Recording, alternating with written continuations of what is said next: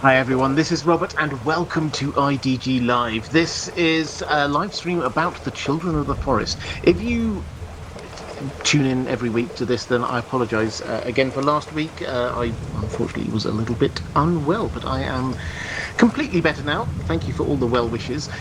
What I thought we would do was just go back and do what we were going to do last week, which is talk about the children of the forest. If you're interested in the Knight of the Seven Kingdoms, then I do every week.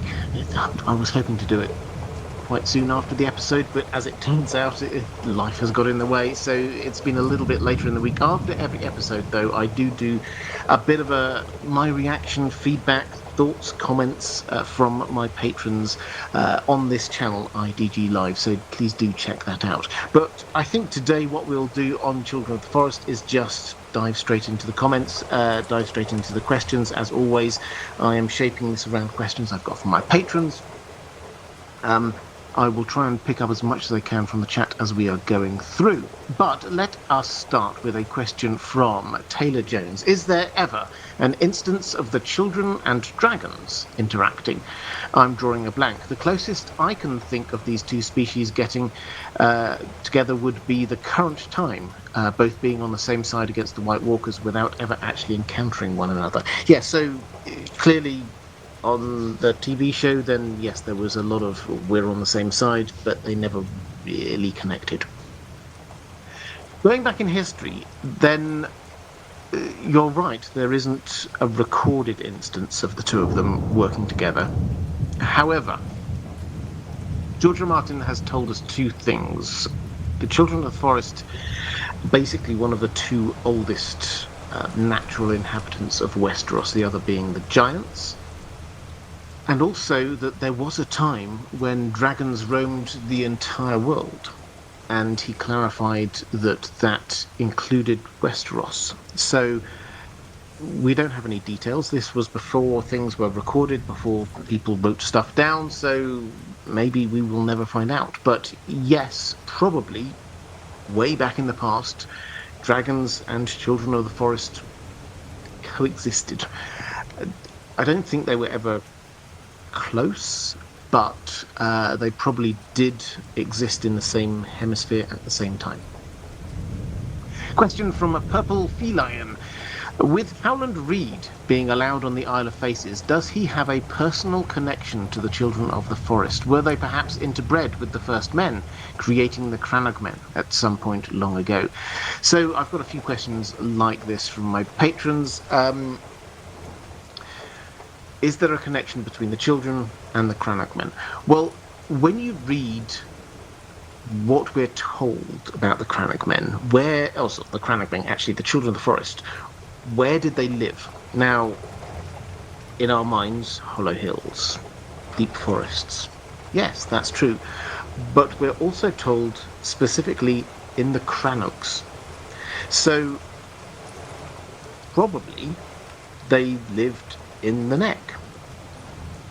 Perhaps they still live in the neck. Certainly when you read those chapters with Jojen and Mira, when they get up to Bloodraven's cave, they don't react with shock, it has to be said, when, whoa, there's a child of the forest, which makes you wonder whether either they've seen them before, or if they haven't seen them before, then this isn't just some distant legend to them. This is something that they're told exists in their world, is around them somewhere. So we have that coexistence. I'm pretty certain that.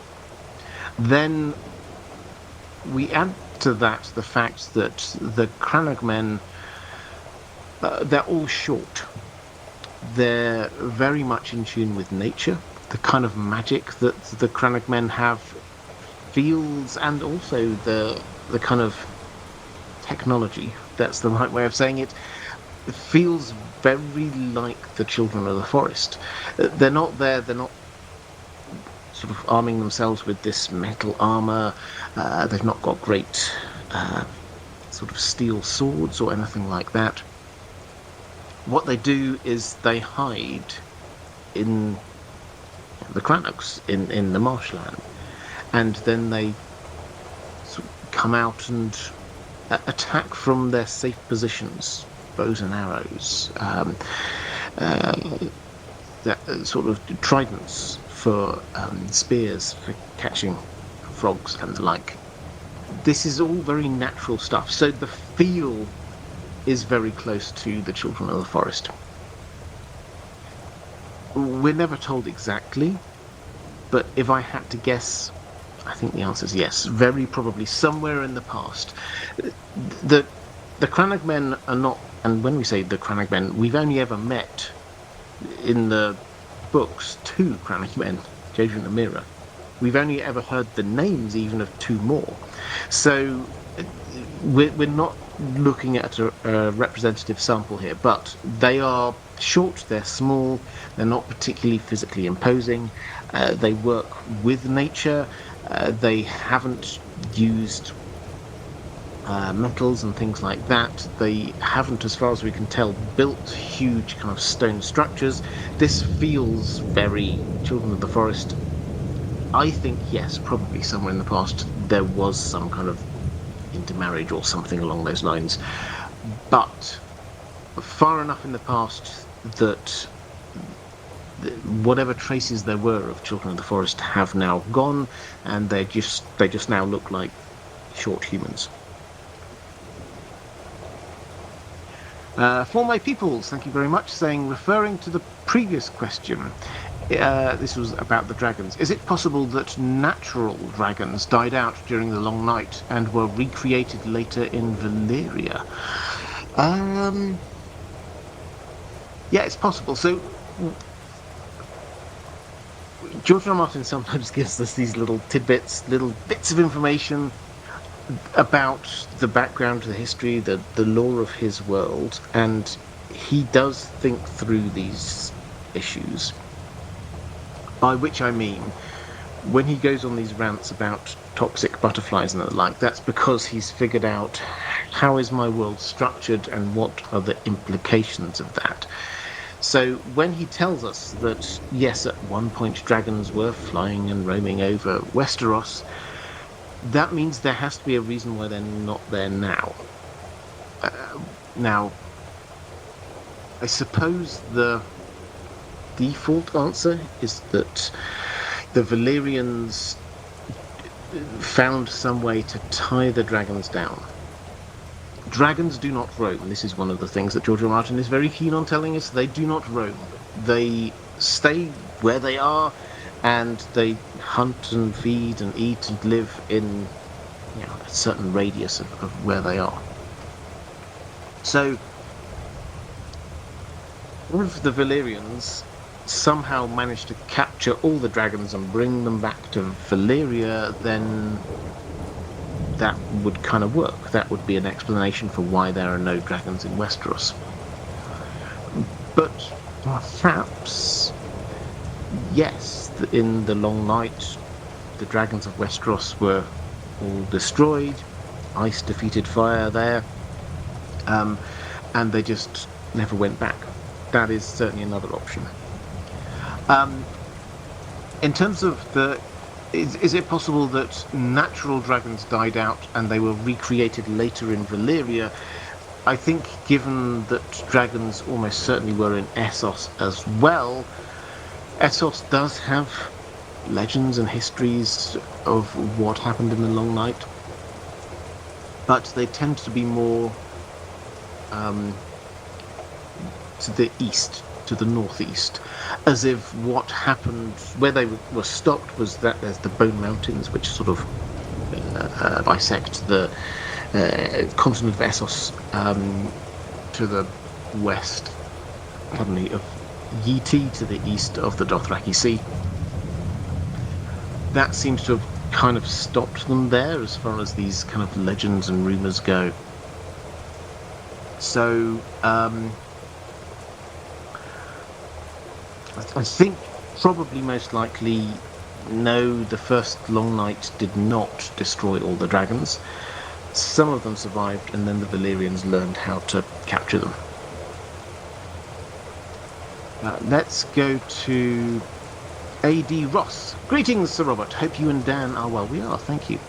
In the world of Ice and Fire, there are hints of possible populations of children of the forest in Essos, at least historically. Do you think any survive? Also, do you think they were very distinct from the main populations in Westeros? So, yeah, when you read The World of Ice and Fire, which, if you haven't, just as a bit of background, this is the closest we have to a world book for A Song of Ice and Fire. It gives a quite detailed history of the Targaryen reign in Westeros, and also sort of a descriptor and very brief history of the rest of the world, Essos and beyond. And in that, we get, I'm going to say 3, maybe 4 references to what are known as the Woodswalkers. Now, these Woodswalkers sound very similar to the Children of the Forest. They're short, they are dark-skinned, they seem quite peaceable as far as we can tell. They leave gifts for people. Their technology isn't particularly developed. They come across, just from the bits that we read, and what we read is literally just a few sentences, as very similar to the Children of the Forest. They live in the forest. Woodswalkers. Now, are they still there? Perhaps. We're not really told. We're told in the forest of Cohor, which is in the western part of Essos, certainly the biggest forest. A lot of that isn't explored by humans. Therefore, it's entirely possible that there may well be still some Woodswalkers. But the fact is that they aren't mentioned in the text as some people who are still there. Nobody really has met one. So they're occupying the same kind of mythical status as the children do in Westeros. Everyone's pretty sure they used to exist. They seem to know roughly what they were like. No one's seen one for a very long time.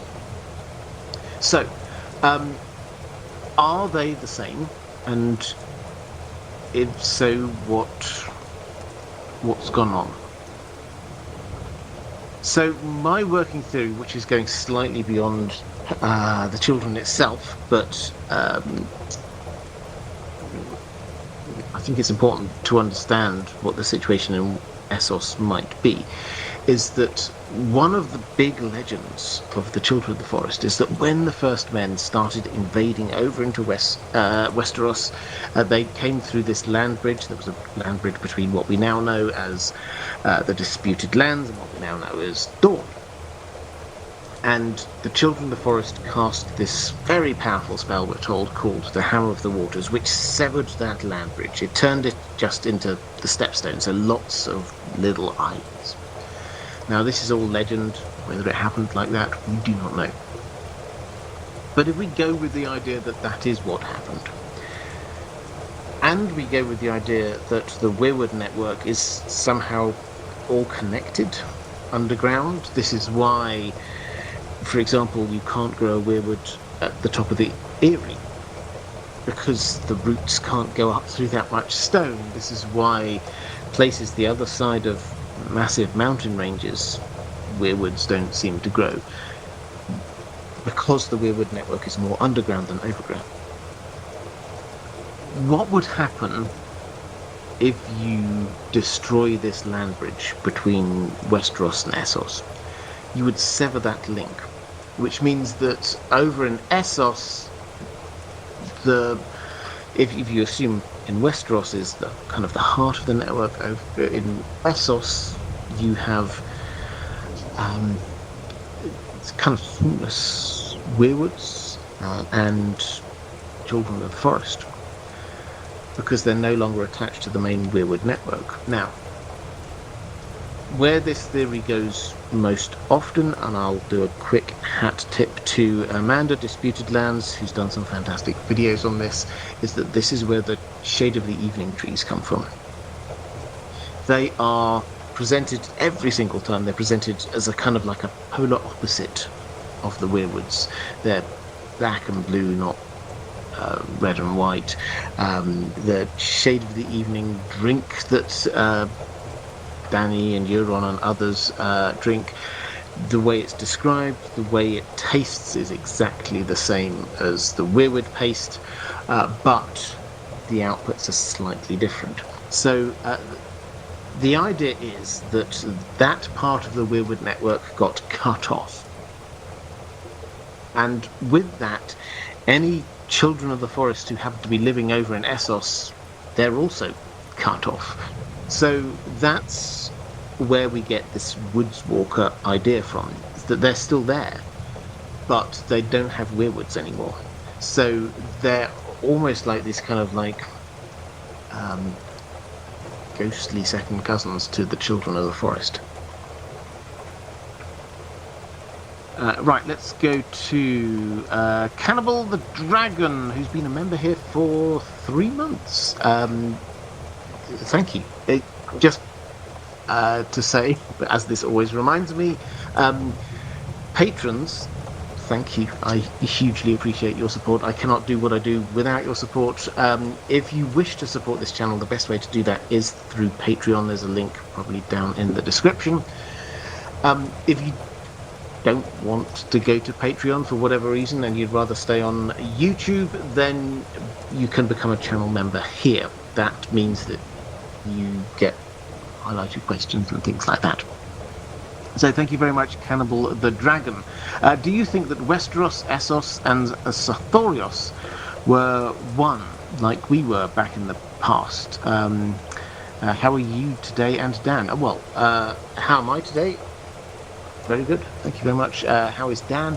Dan is good. It's been a little bit chilly here today, so he didn't want to go out for a second walk. Normally we do 2 walks a day, but he just refused.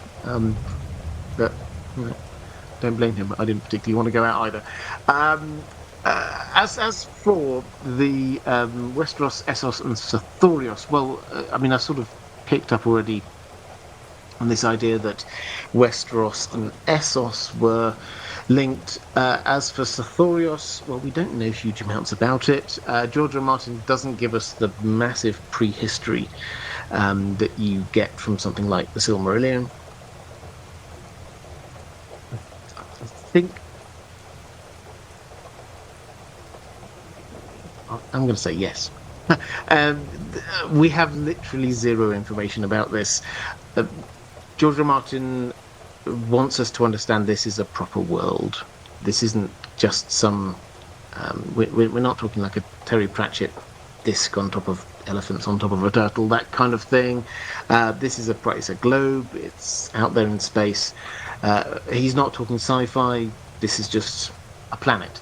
And that probably means that this planet has been around for millions of years. We only know the history we understand is just thousands of years. So probably in that time the lands shifted. So probably, but it's not a thing that George R. Martin has talked about huge amounts.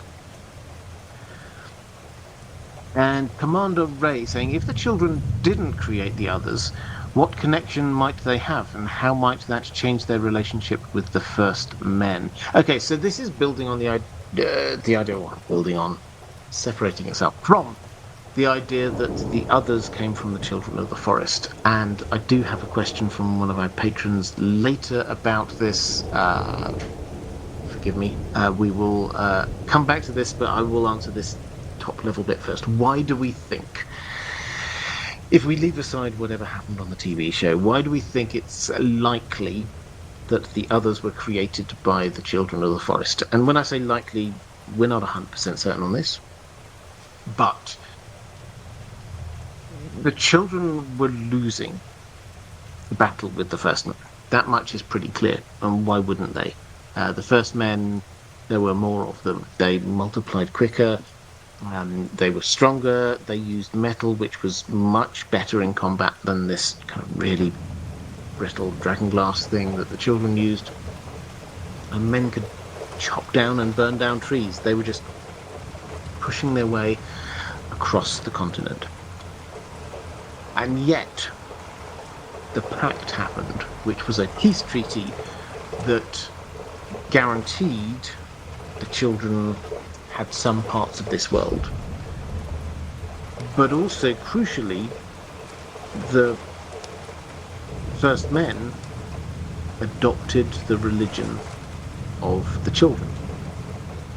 Now, this is an odd set of circumstances because you could possibly imagine the idea that the first men, maybe the leadership of the first men just decided, we don't want war, let's have a peace treaty. Okay, that's fine.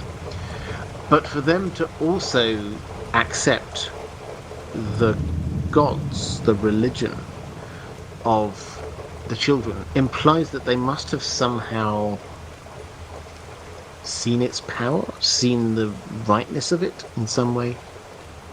So that is leaving this question as what was it that the children did that made the first men just en masse change their entire belief system?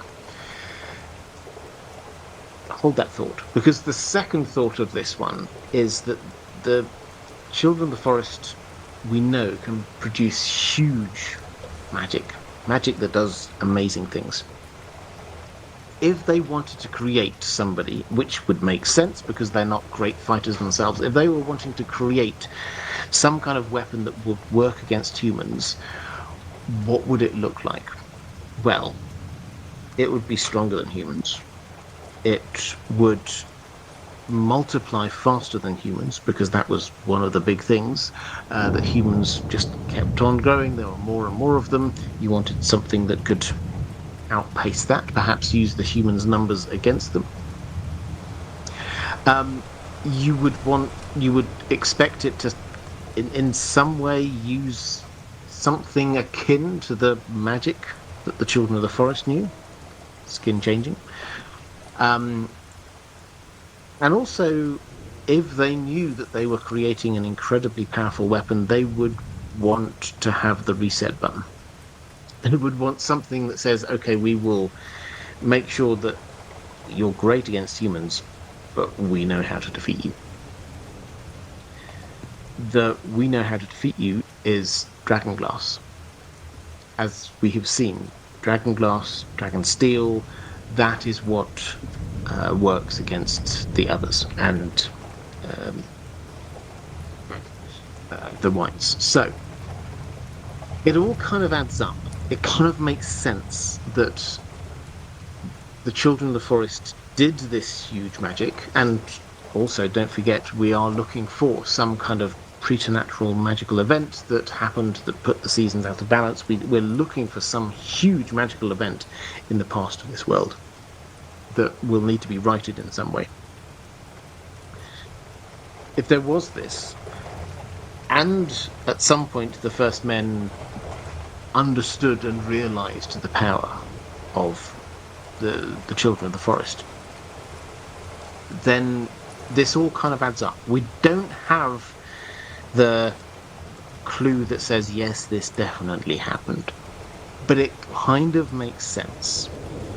So that's where we're sort of at with all of this. Now, Commander Ray, having spent 5 minutes explaining all of that, you're now going, if the children didn't create the others, which is the other option, obviously, what connection might they have? And might that change their relationship with the first men? So,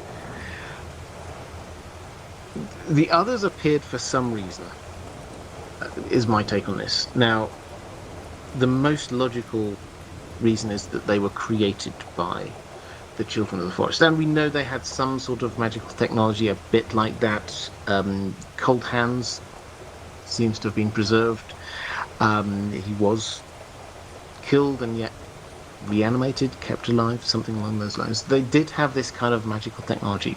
So it kind of makes sense that they did. But perhaps the great magical event, that preternatural event that just put everything in the world out of balance, seasons out of balance, it could be that they opened a portal to another world. It's a little bit more sci-fi than we're expecting from this, but maybe. And the others came through that. Perhaps that was what happened. The third option is that they weren't created by the children. They weren't summoned, brought by the children. They were just always there. And we didn't know about it. They lived up in the far, far north. And if that is the case, then there is no specific link between them and the children of the forest. We're just looking at some enemies of both. So if you're looking or asking about what the relationship between the others, the first men, and the children is, if they're created, then from the other's perspective, the children are their creators and humans were what they were created to destroy. If they were summoned, then the children are their summoners, who they may or may not respect or like, but humans again, who they were there brought to destroy in some way. If they just happen to always been there, then there's no particular strength in the relationship between the others and the children. If the others wish to invade and to take over the rest of Westeros, Essos, wherever, it's just because that's what they want to do.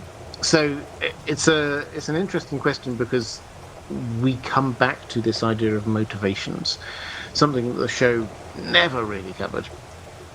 What do the others actually want? I don't think that George R. R. Martin is so basic a writer that the others are just there wanting to kill all humans. That's not it. There is a reason for them attacking. There is a reason for them attacking again now. So, if that's the case, I think we will be told it. Didi saying, was the Hammer of the Waters the creation of the Wall?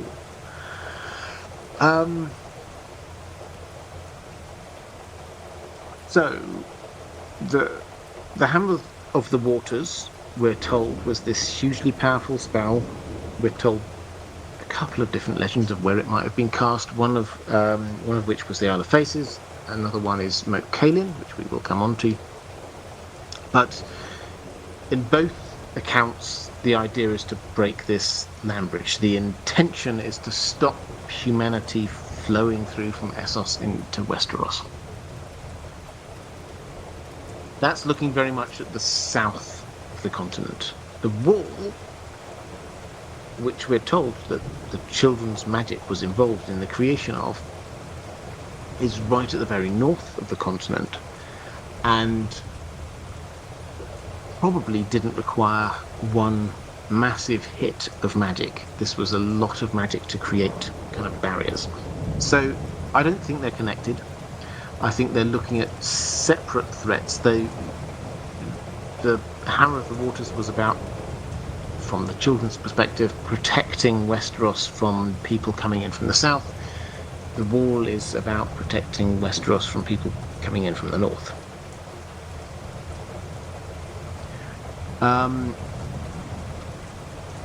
Purple Feline, is the Woods Witch, or the Ghost of High Heart, an albino child of the forest? So this is long-held fan theory, if you like. So for those who don't know, so the Woods Witch was a close friend of Jenny of Oldstones. Jenny of Oldstones was the woman that Duncan the Small, that's Egg's oldest son, named after the Dunk that we know, he fell in love with her.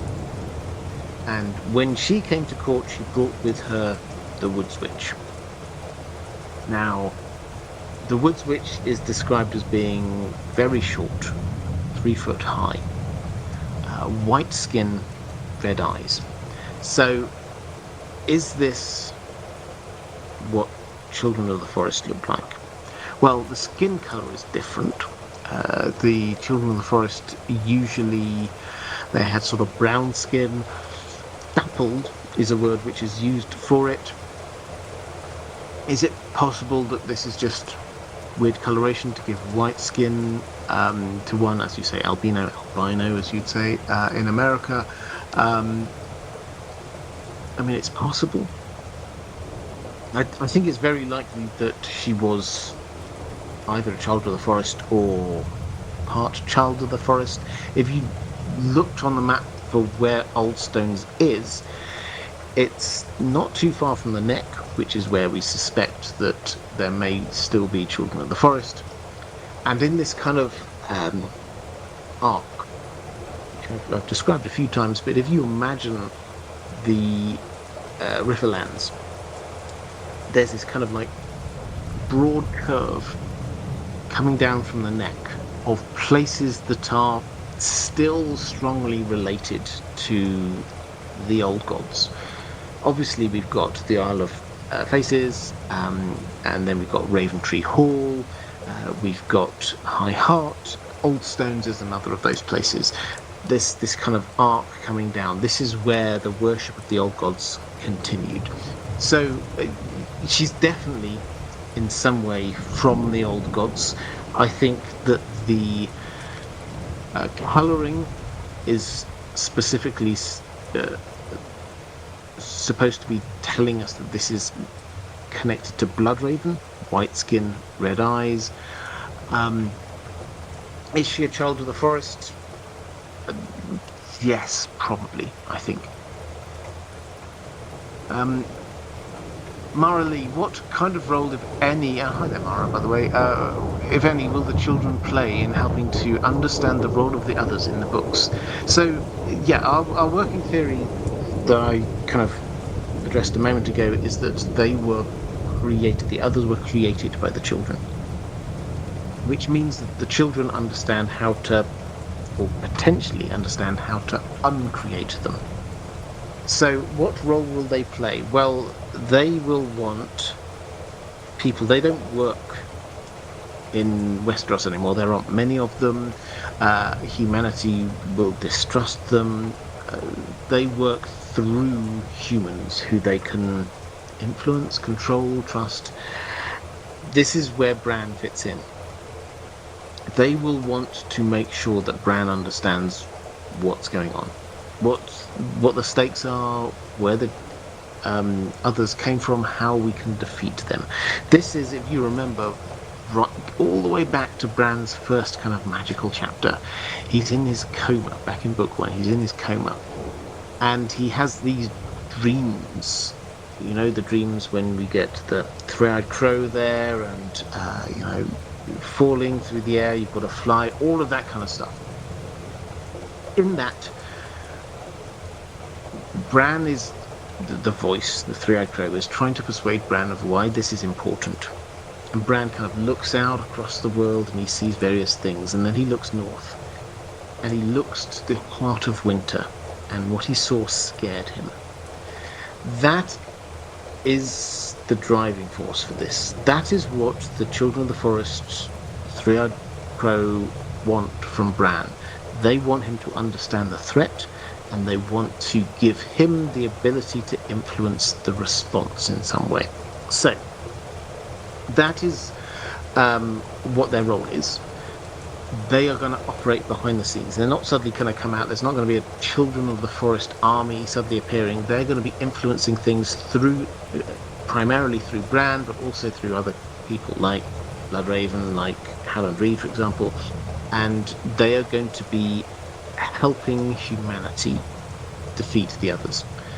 Which, if you go all the way back to the first Long Night, that was their role then as well.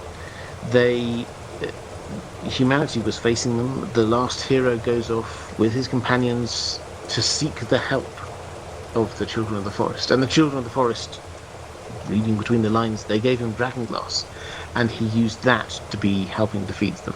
So that's the role they have, not front and center, but influencing things.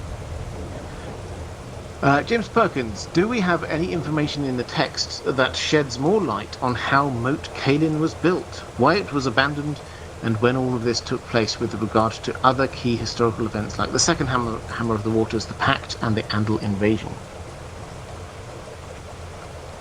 So Moat Cailin is the castle that sits in the neck over the causeway. There's only one way that you can kind of move north-south along this causeway, and Moat Cailin is the castle that sits over that. What clues, hints do we have in the text about when this might have been built? Well, the Children of the Forest did not build stone castles. That's not what they did. So this is not a construction from the Children of the Forest. And I think this is one of those times, actually, when we can... George R. R. Martin tells us that the legends of the past we should not take as literal truth. These are things which are passed down generation to generation, oral tradition. Things get missed out, things get changed, things get exaggerated, and so on. This idea that the Children of the Forest cast some magic from Moat Cailin, for me, that strikes me as one of those things that just doesn't make sense unless it's in a kind of a legendary form, because the castle was not built by them. Would it have been built earlier by humans? Well, potentially, but the key characteristic of Moat Cailin is that it faces south. The idea is that this is protecting the north from someone. So all of that suggests that this was built once the north was an entity in and of itself. So not by the children, not during the Age of Heroes or anything like that, but after the Starks had broadly united the north as Kings of Winter. One of the recalcitrant kings lived, what was the predecessor of the Crannogmen, lived in the Neck. Now, if Moat Cailin had been built by them at any point during this period, surely it would have been built to also protect from the north, because at that time the bigger threat to them was from the north, which implies it was built later. So, if I had to pick when it was built, it was after we get this alliance between Winterfell and the Neck, the Crannogmen, which we're told happened. This was sealed with marriage, and that created a unified north in some way, and the Starks wanted the north to be defended against anyone from the south, and that was probably when Moat Cailin arrived. We know it happened before the Andal invasion. The Andals invaded south of the Neck, and they several times tried to head north, but they threw themselves against the walls of Moat Cailin, and the Andals never made it north of the Neck. So that is when I would place it. The fact is that it has sunk into the swamps quite quickly. We don't know when it was last used as a proper defensive structure, but it makes sense it was up to round about the invasion, Aegon's invasion, because up to that point then the north was always potentially at threat from the south. After that, everyone was a part of one big, massive, happy Seven Kingdoms, and so the north did not need to worry about defending itself from the south anymore.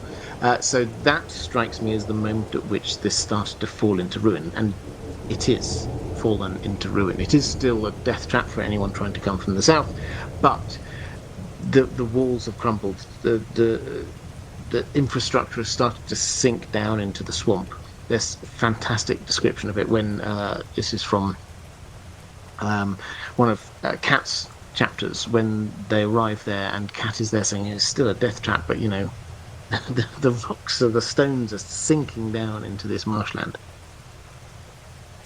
So that's where it is. After the North was united, before the Andal invasion. Let's go to Hermione saying hello, Robert, and Dan the Dapper Dog. The Green Men were mentioned last time about the Isle of Faces. Do you think the children are also present on the Isle of Faces? Are the Green Men maybe descendants of the children? Speaking of descendants of the children, do you believe that Crannog Men are? I've covered the Crannog Men issue already. Are there children of the forest on the Isle of Faces? Possibly. The Isle of Faces, we're told, is small. It's a small island. That's basically the only bit of information we have. There are weirwoods on there, and it is a small island. My working theory, which I went through, I'm not going to bore you with all the details now, is that the Green Men are something akin to cold hands. They're undead in some kind of way, which is how they can survive on the Isle of Faces. They never have to go off. They don't have to go and talk to other people. They don't have to go and get food from anywhere else. They can just subsist on what's going on there. If there are children of the forest there, there's only some, because they never go beyond the island, and the island is small. If I had to guess, probably yes, but they're not the main inhabitants there. Every time we get this reference, it's Howland Reed went to the Isle of Faces and met with the Green Men. And Valarion lands and talked to the Green Men. No one ever says, and the Children of the Forest, who were also there. So maybe there are some, but it's not a significant factor. Catherine Furseth. Hi, Robert. What will happen to the Children of the Forest in Bloodraven's cave? Will any of them survive? Will they help Bran get south? Also, do you think these are the only ones left alive north of the wall? So, maybe there are others north of the wall. We don't know. The haunted forest is massive. You can walk for days and days and days, weeks even, through the haunted forest. So it's entirely possible that there are children there, somewhere in the depths of the forest. But probably the main base for them is what we think of as Bloodraven's Cave. And although we call it Bloodraven's Cave, it's not really Bloodraven's Cave. This is just the cave that Bloodraven is in. All the evidence we've got, when Bran is there and he arrives, and in order to get to Bloodraven, he's kind of like crawling through this cave system and realizes there's bones everywhere. And when he's looking around via Hodor, he sees that there are children of the forest, like we see Bloodraven, just kind of hooked up to the Weirwood network. But they're being kept alive is really the only way to say it. Their eyes are moving and can see him, but they're trapped, their bodies withering away. So it's not Bloodraven's cave, it's the cave that he went to. This was the Children of the Forest's cave for a very long time. Perhaps you could even say it was the Weirwood. Because it's not just one weirwood, there are weirwood trees, plural, on the top of that hill. So they are there. There are clearly some alive and well, Children of the Forest. We meet Leaf and a few others. There might be others elsewhere, but this, I would guess, is their main base, north of the wall. Adam Geets. Can you provide an update on the Traveller's Guide? You said you were going to update them based on the stage play, but that has been very quiet. When can we expect to see those videos again? Okay, so yeah, the Traveller's Guide, for those who are newer to the channel, one of the video series I did ages ago was the Traveller's Guide to Westeros, that some people quite liked. Now, I took down those videos with the intention of putting them back up again. It is still my intention. What I wanted to do with that and the Robert's Rebellion playlist was to wait until we had a little bit more information. And the information we're going to get is probably primarily from the Iron Throne, which is the stage play that George R. R. Martin has commissioned based on the tourney at Harrenhal. Now, yes, it has been a while since we've heard from this. The last we heard was nearly a year ago now, and what we heard then was that it was progressing well. They were talking to theatres in London. So this was the idea. Seems to be that it was going to debut in London and then probably go to New York and then Australia and then around the world. Now London works for me, so I'm very happy about this, but I understand that for many people it's a long way away. But we've not heard anything about this for a while. So what is happening? I wish I could give you some inside information. The only information I have is that George R. R. Martin has been in Europe these last few days and weeks. If you've been following his Not-a-Blog, you will notice that he's been quite quiet recently. He is always quiet when he travels. And he was in Iceland for a bit, doing a literary festival. He was in Berlin, what can I say, 3 weeks ago, something like that, for the premiere, for the German premiere of United of the Seven Kingdoms. He came to the UK, speaking at, I think it was Oxford Union, might have been Cambridge Union, I can't remember.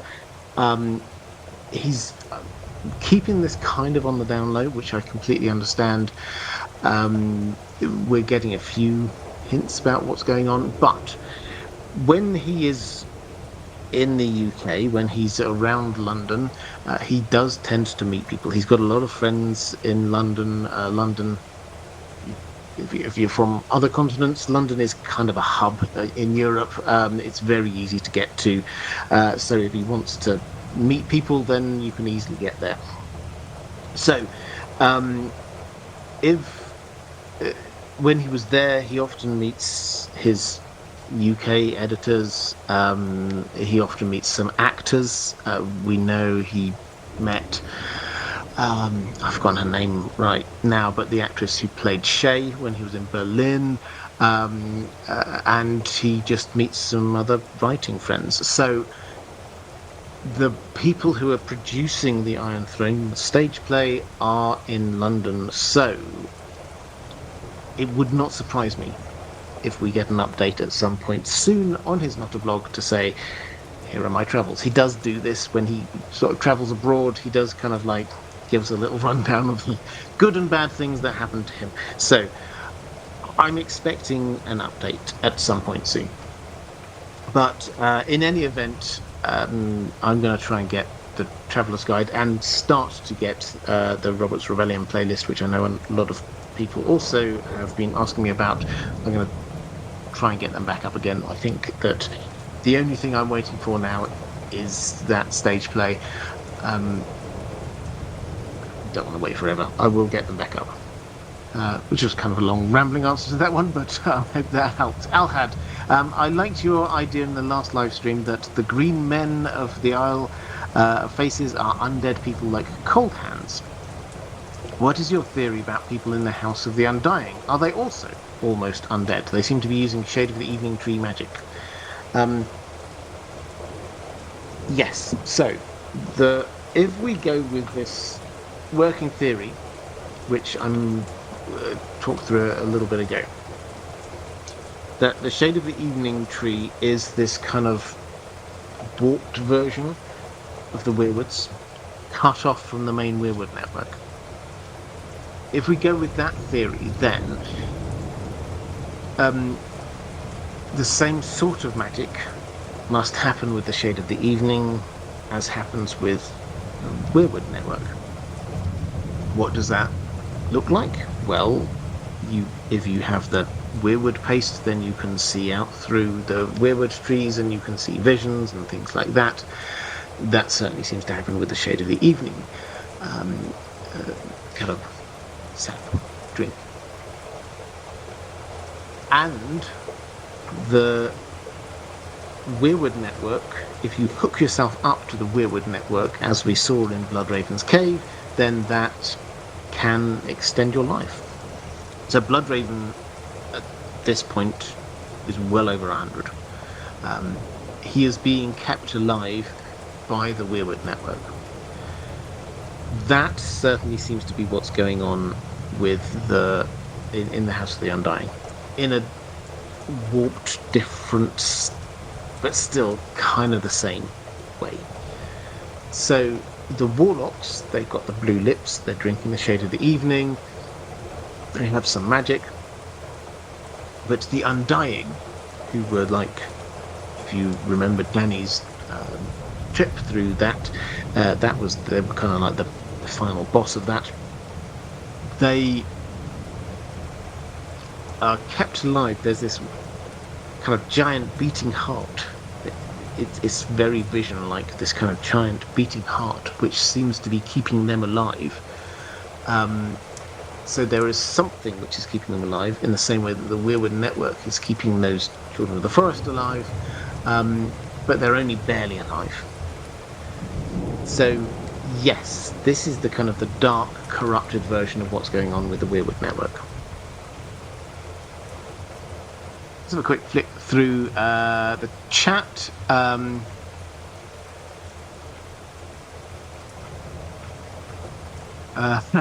To people wondering why their names have got random numbers after them. I don't know why. YouTube have done that. Also, I did ask this a while ago. I don't know, maybe somebody can help. And if you can, put it down in the comments, not just in a live chat. There's a new feature called Hype that I've literally no idea how this works. Can you hype this video? Do I want my video to be hyped? I'm not entirely sure. But it sounds like it's probably a good thing. The algorithm probably likes it. I'm trying to find out from YouTube what this is, but if you know, let me know down there, and if there's something I can do about it, that'd be good. But the numbers after your name, I do not know why either. I sometimes feel like we're kind of fumbling through this forest. I don't quite understand exactly how YouTube works, but about a month or two ago, everyone's usernames got some numbers after them. I don't know why, but that's what's going on.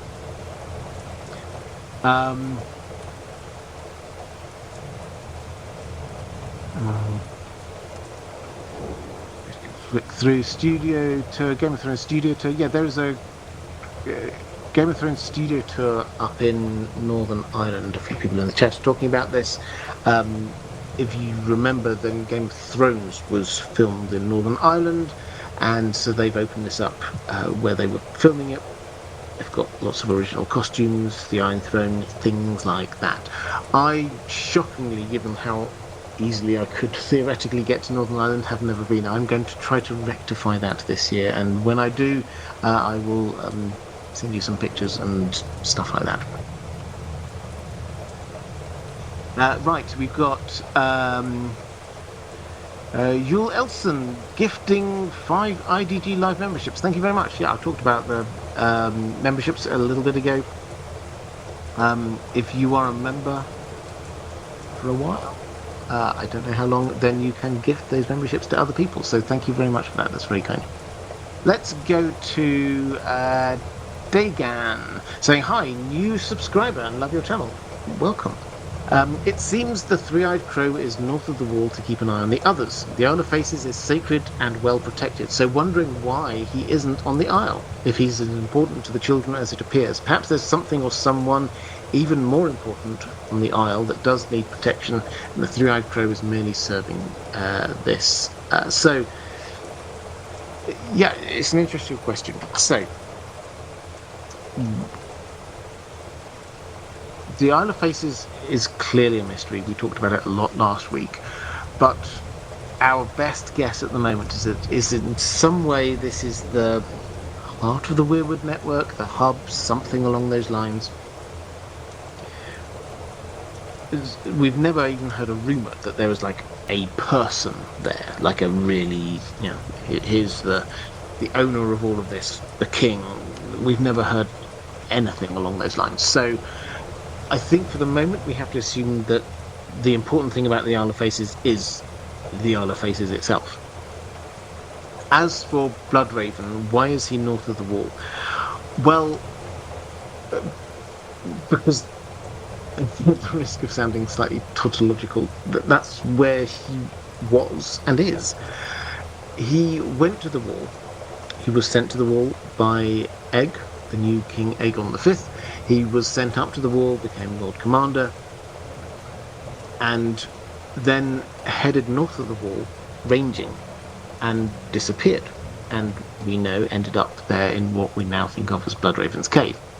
So that was the place that they could hook him up to the Weirwood network, as it were. Now, we don't know exactly how this happened. We don't know whether he was kind of called north of the wall, whether he just went exploring himself, whether he had some kind of green dreams about it. We don't know any of that level of detail. We just know that he headed north. And when he got there, who knows what conversations they had, but somewhere along the line, one of them was said, well, if you sit yourself down there, then you can hook yourself up into the Weirwood network and you can see everything that's going on and everything that's ever gone on. And I'm sure he would have loved that. It's worth remembering, when Bloodraven went north of the wall, he was 77 years old. So he wasn't a young man anymore. So the idea, at the risk of being flippant about this, the idea of him, after a really long, hard trudge, many weeks heading north into the cold, of being told, have a sit down here. You don't have to move for a while. We'll bring you a nice rug. That probably would have appealed to him. It's not like he was this young man who had to be up and about and doing things himself. He'd moved himself into a position where he was going to be influencing events from afar rather than being at the heart of things himself. So why there? Because that's where he was. I hope that makes sense. Dagan also asked, do you think the children are Earth others? The others physically embody ice magic. Their language is ice cracking on a winter lake. The Rhoynar had water wizards, though we don't know their language, and we don't have an equivalent for fire yet, but R'hllor embodies fire magic. So the children seem to embody an element or part of the natural world. They understand its language and can claim its power as their own. The children seem to physically embody earth magic, and their language is like a bubbling brook or the wind through the leaves. We don't know where they came from. Do you think they may have originally been different and that they became Earth others? If in the show they created the others, then they would know the process. So, are the children of the forest representatives of Earth magic, and the others representatives of ice magic, and the priests of R'hllor representatives of fire magic? Well, I think on one level, obviously and clearly, yes, that they do seem to have these different types of magic going on. But, and I've been promising this for about 5 years now, I think. At some point I will do a video on how magic works. But I think the headline is that there are two types of magic. There's the kind of natural magic that just seems to happen whether you want it or not. What I mean by that is green dreams, skin changing, dragon dreams, even. These are things that it's just a natural part of who you are. You don't go to sleep saying, I really, really, really want a green dream tonight. You don't wake up in the morning saying, I really, really, really want a bond with a boar or a wolf or whatever. It's either there or it isn't. You're not in control of it. It's just a thing that happens. That's the first type of magic. The second type of magic seems very intentional. You are trying to do a thing, and you're looking into the flames and you're learning and studying how to interpret what you see there. You're wanting to bring somebody back from the dead. You're wanting to create some kind of magical ladder that you can climb up. Whatever it is, the intention is there. So those seem to be broadly the two types of magic, but magic as a whole seems to work the same regardless of what type. It's not an elemental kind of thing. There are echoes between the magic of the others and the magic of the children, which probably is, if they were created by the children, is because that is the children are giving them that kind of magic.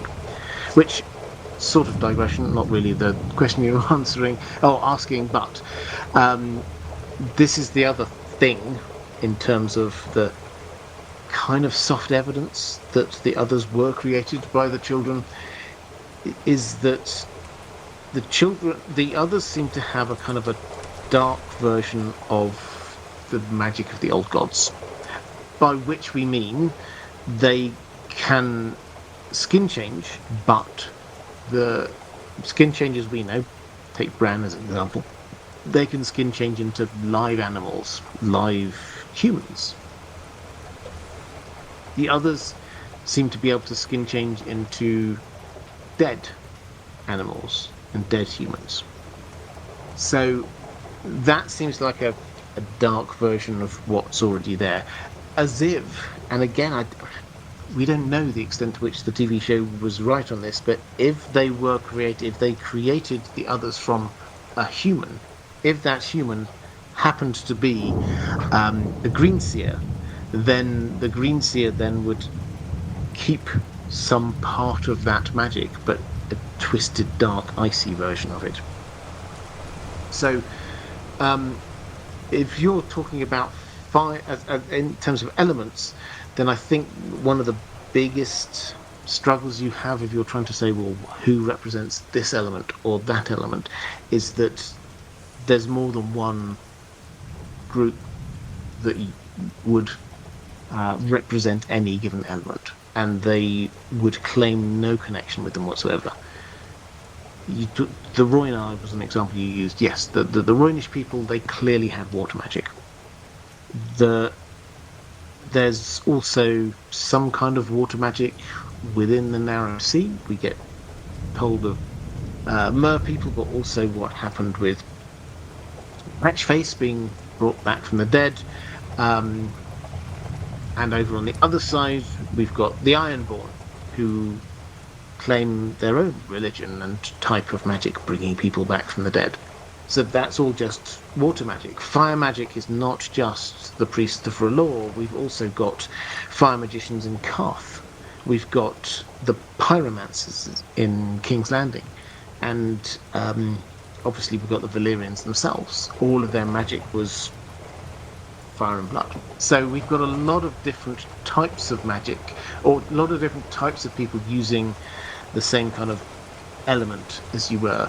And all of the elements seem to broadly follow the same rules, which seems to imply that there's an overall structure going on here that George R. R. Martin doesn't want to tell us all the details of, because he doesn't like explaining all of his world, but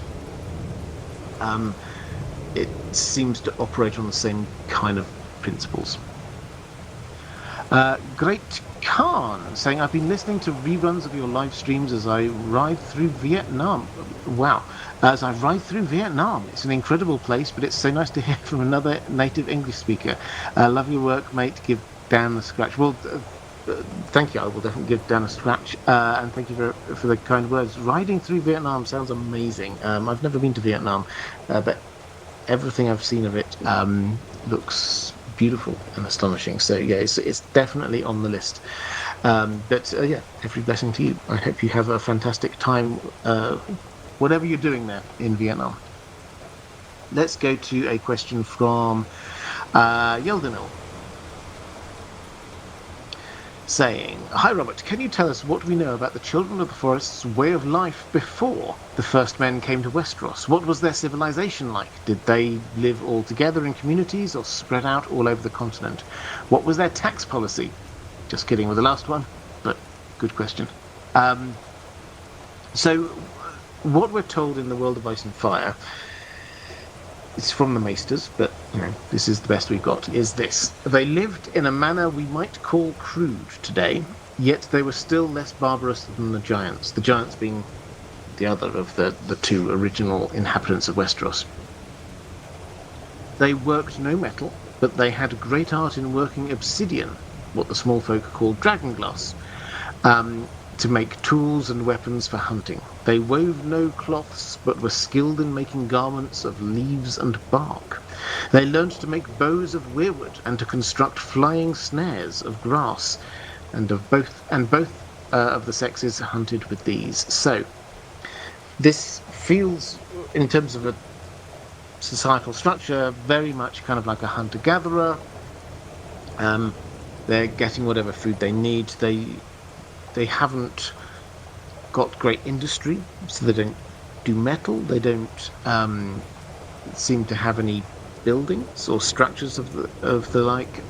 They live in the forests, in hollow hills, in the cranugs.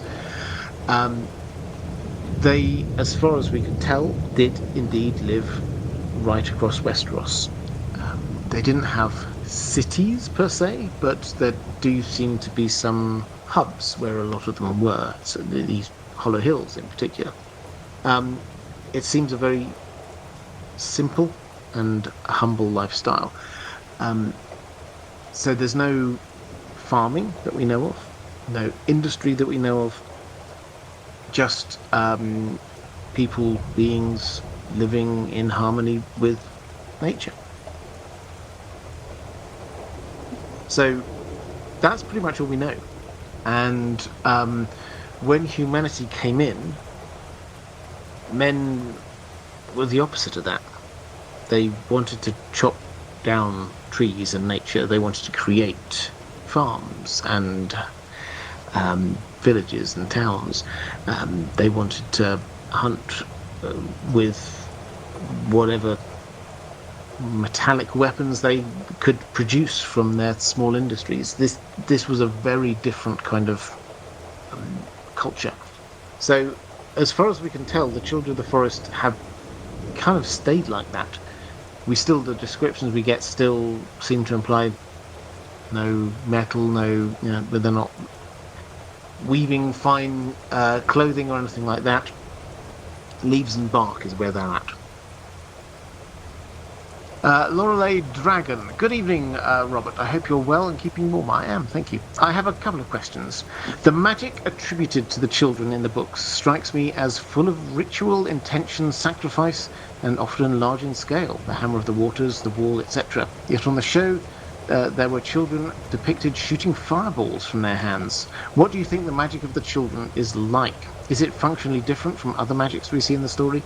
Well, just on the fireballs, I think, from memory, I've not rewatched the episode, but I think they were the equivalent of Gandalf's fiery pine cones.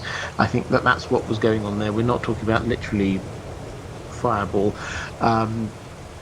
They put something on fire and threw it. But it was an incendiary device, so it kind of exploded on impact.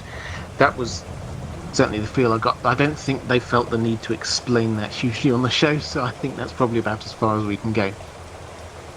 As for their magic, yeah, we learn of some big magics, but the principles seem to be the same as for other magic, in as much as the two big principles for most magics, other than the natural stuff that we've already covered off, is intentionality and sacrifice.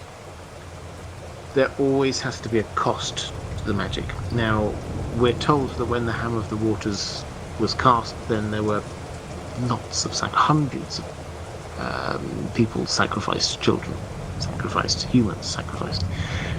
So that's the big end of it. The smaller end of it seems to be the more natural stuff. So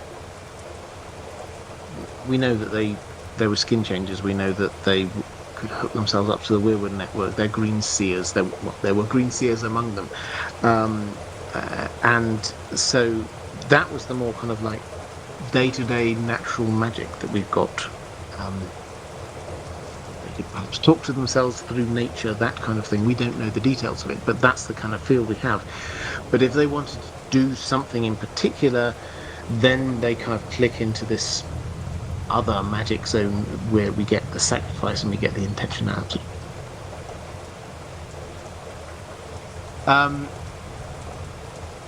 Laura Dragon also saying, this was sparked by last week's stream. I asked what you thought the green men were, and you shared the idea that they were undead, similar to cold hands, which I found quite persuasive. Good. Do you think it's possible that the presence of the others in Westeros could be an unintended consequence of the children creating the green men? I mean,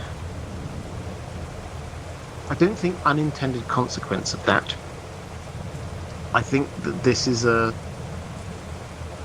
hint to the idea that they knew how that magic worked and then they just went big on it. So, if we are working down this idea that it started with cold hands, the children somehow did something to Cold Hands. Cold Hands, as far as we can tell, was a member of the Night's Watch.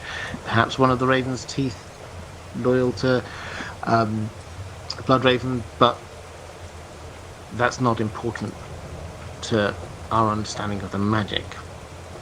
Because he was killed and they kind of like kept him half alive. He was dead. It's very clear he's dead. He doesn't have to eat. He doesn't breathe. We're told, the kind of gruesome thought, but the blood drains down into the hands. It turns black. The kind of stuff. So he is undead in some way.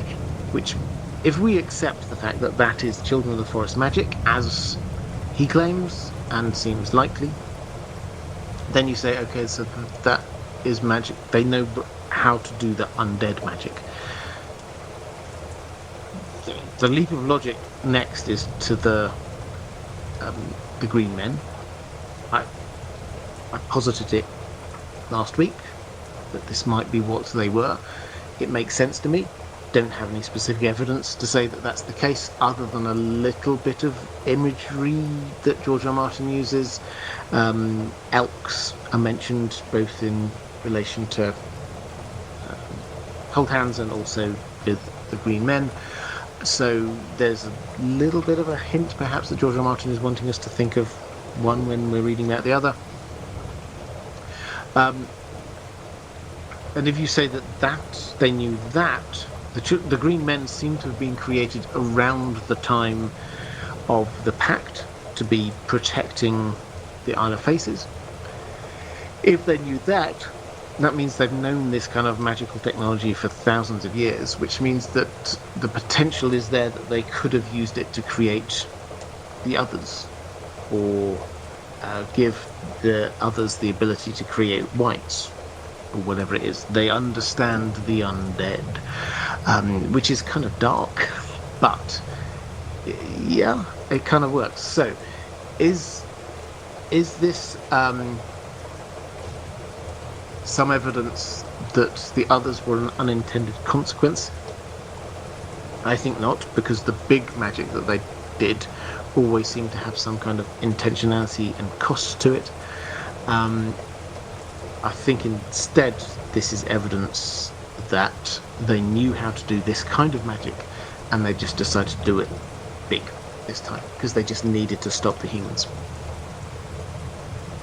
Let's have a quick flick through the chat. Okami Memo saying, hello Robert, I always pop in to let you know that I'll be catching this to fall asleep later. As always, thank you so much for all the work, and especially the live streams. Well, thank you very much, and I hope you get to sleep. If you use these live streams to get to sleep, you might want to check out In Deep Sleep, which is my channel where I kind of just lean into this. People fall asleep to these live streams and also the videos I do over on the main channel. I'm okay with that. I'm not even slightly offended by it, so do not worry. If you use these to go to sleep, that's great as far as I'm concerned. And in leaning into that, I've created another channel. It's quite a small channel, but it's quite fun to do.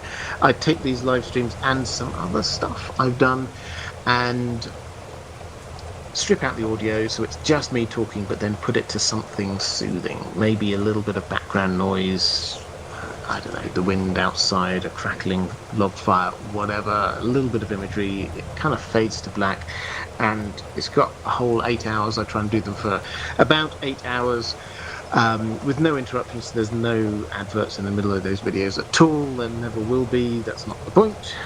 It's just a long video for you to fall asleep to. So if you would find that helpful to get to sleep, then please do that. I'm trying to... I did a little bit of catching up. I'm trying to do it now so that it's something like 3 weeks after it airs on here, it'll appear on there. So there's now a little bit of a back catalogue. I've been uploading a couple a week. So yeah, go and check that out. While I'm at it, what should I do? I should all the things I need to remember to say. Moderators. I've not thanked moderators. That's it. Moderators, you do a fantastic job. Thank you so much. If you're watching this live, please just show a little bit of love to the moderators because they're amazing. Genuinely fantastic. So yeah, please do let them know that you appreciate them.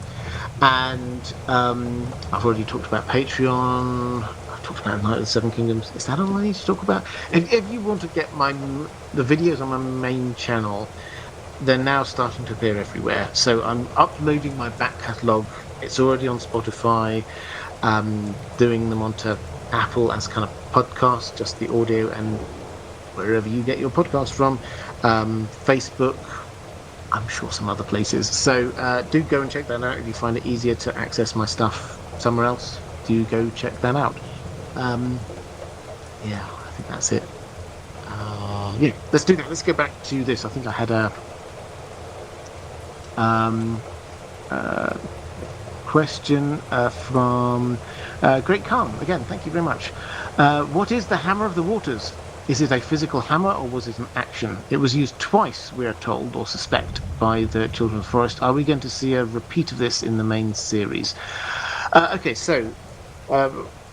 this is the name of the spell, as far as we can tell. Whether it is what they called it, probably is just what the humans called it.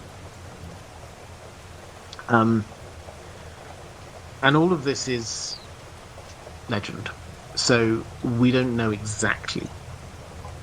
We're told that a mighty magic... actually, let me see. I might be able to quote you because this is always the best way. Let's see whether we can do some live research. So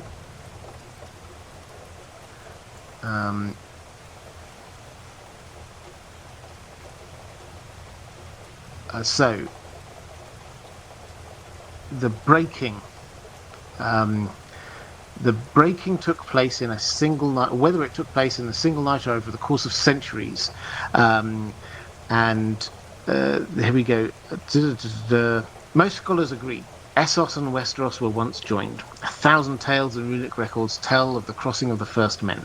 Today the seas divide them. This is what it says in the World of Ice and Fire. This is what the Maester's account is. Today the seas divide them. So plainly some version of the event that the Dornish called the breaking must have occurred. Did it happen in the space of a single day? As the songs would have it, Was it the work of the children of the forest and the sorcerer of the green seers? These things are less certain. Archmaester Cassander suggests it was just slow rising of the waters over hundreds of years, melting of the ice caps, whatever. So that is where we're at. The Maesters agree that there used to be this land bridge between Westeros and Essos. And some of the legends, and there isn't anymore, there's just a whole load of little islands. Some of the legends we have say that the children of the forest cast this spell, the Hammer of the Waters, which in one fell swoop just shattered that land bridge. Now, you have to imagine that the idea that we've got here is that this was a huge magic spell to create pent-up water just smashing down. And when we're saying land bridge, this is probably miles across. This is quite a huge, substantial bit of land that just got smashed to nothingness, to just a few islands. The legend goes that the children cast that in order to prevent humanity from coming across. So, then we get this kind of less certain rumor that there was a second one which was trying to do the same, cutting the north off from the rest, which is where the neck comes from. We get a couple of different rumors about where this was all cast from. Not a physical hammer then. This is water doing the magic. This is, whichever way you wish to cut the idea of the Children of the Forest's magic, then it is natural magics. They're using natural elements in some way. Are we going to see a repeat of it? Now, I think probably the answer is no. Because we're told that this great magic, whatever it was, required hundreds, thousands of sacrifices. And we don't have them anymore. Also, it required many greenseers, and we don't have them anymore. My usual clarification, it's really important because we often get in the wrong mindset with this, is that the TV show gave us this idea that the Three-Eyed Raven was a job title. You're now the Three-Eyed Raven. That's not the case. The Three-Eyed Crow was just Bloodraven's avatar in the kind of the Green Dream world when he was trying to get Bran to come to him. He didn't even know that that's what he looked like there. Bran says, the Three-Eyed Crow, and Bloodraven's like, huh? Oh yeah, I suppose that makes sense. Yeah, 3 eyes, crow, yeah, okay. So it's not a job title. The job title, if there is one, is Greenseer, and there were many of them among the Children of the Forest, but there aren't now. And this probably is at least part of the reason why Bloodraven was brought north of the Wall, hooked up to the Weirwood network, because the Children of the Forest, they didn't have any more children who could be that Greenseer. They wanted someone, and then Bloodraven, as part of the First Men, or with blood of the First Men flowing through him, he's half from House Blackwood, not just Targaryen. He was a Greenseer, so they tempted him, invited him, brought him north of the Wall, and hooked him up to the Weirwood network. So that was what was going on there. All of which is a long way round to say that the Children of the Forest do not have lots of Greenseers now. They do not have lots of people that they could sacrifice right now. The idea that they might do some massive magic, yeah, maybe they might sacrifice other people, but they've not got, if we're just using our kind of like colloquial fantasy language, they've not got the wizards to do it. That kind of thing requires a lot of magical power. They just don't have that anymore. Let's go to Mara Lee. What do you think will be the children's main roles, if any, in the last two books? How will they continue to support Bran's Greenseer training? And Purple Feline asking what role they will have in the endgame and after. Well, the role they had in the first long night, despite them being not quite at full power, but still a significant force in Westeros, was behind the scenes. They influenced things. They helped humanity. The legend of the last hero is a legend. It almost certainly didn't happen exactly like we read, with him setting off with his companions and his dog and whatever. But if you were to take the heart of that story and say, well, there must be some truth in this, the heart of that story is humanity was in a bad way. The others were winning, and the children of the forest helped. So that seems to be the core of what was going on then, and is very probably the core of what is going on now. The children of the forest will not play a central role in as much as they're not going to be front and center. We're not going to see a battalion of children of the forest attacking the others. They are going to be influencing events. They are training up Bran via Bloodraven to be a Greenseer, to be able to do the magic-y things that they need getting done. So they are going to be there focused in on training him up. And although we're not going to get the exact same thing as happened in a TV show, when it was like, you now are the Three-Eyed Raven, go, and you now need to download all this information. That's not what it's going to be. He's going to learn how to do the magic-y stuff, and then at some point he's going to be leaving. Which leads me to the question from Lady Pushkin saying, what do you think will be the catalyst to Bran and co. leaving the cage?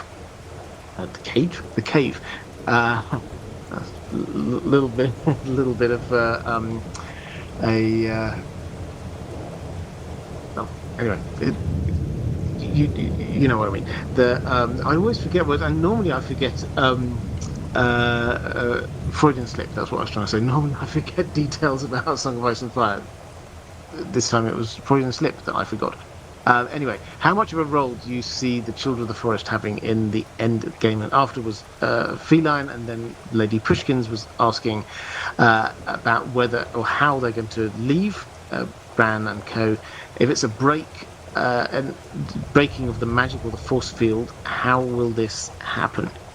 So I have to say, this was one of those things in the TV show that I was fascinated by when it happened, and it felt like, at the time, it felt like a book thing, because it was shown, but they didn't really ever kind of like describe the ins and outs of it. If you remember, what happened was Bran was going through the Weirwood network. He was looking at stuff. He sort of went out on his own. He saw the others. He saw the Night King, and the Night King just grabbed him there on his arm in the Green Dream, and then he kind of woke up and he'd been marked, and it was like, oh no, now this means that there's a connection between the two of you, which means that the others can get past this barrier and they can come and invade this cave that we've got. That all felt a little bit kind of, as I say, show not tell. We weren't told any of the details of this. What we were shown, which was in the books, is that there's some kind of force field around the cave that had been there for a while. And we know it had been there for a while because outside the cave there were the whites waiting, and they were buried under the snow. It's as if they'd just been like switched off, and they were there. They would be triggered into action if somebody tried to come into or go out of the cave, but they couldn't enter in. So many people have theorized, and it kind of makes sense, that the same kind of magic that is there we have at the wall, because the wall, for whatever reason, it seems that you can't magical things, the undead, whatever, cannot pass through. Cold Hands is very clear; he cannot go beyond the wall. We're told that it is a magical barrier. The children of the forest cast their spells on it. This is another Children of the Forest place, so it seems sort of the same kind of magical spell in some kind of way. And on the show, the fact that a bond was created between Bran and the Night King meant that the others could pass through that. Is that going to happen in the books? I mean, I'm sure not exactly the same, but the other clue we have is Hodor, which George R. R. Martin has confirmed is going to happen roughly like that. The wordplay is the same. He is holding the door. The difference is that he's not literally holding a door. He is going to be holding a doorway in the more colloquial sense, that he's there probably with a sword protecting it so that other people can escape. The principle is the same though. He is there sacrificing himself,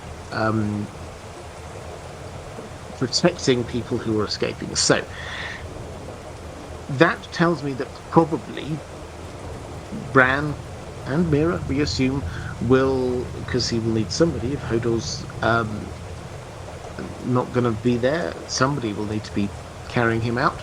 They are going to escape in some way, and Hodor is going to protect their escape. That seems to imply, given the fact that the working assumption that they all seem to have is that Bran is going to stay there, means that something will happen to make that barrier come down. So thus far, all of the chains of logic are going in the same direction. What is going to happen? It's not going to be something that Bloodraven does.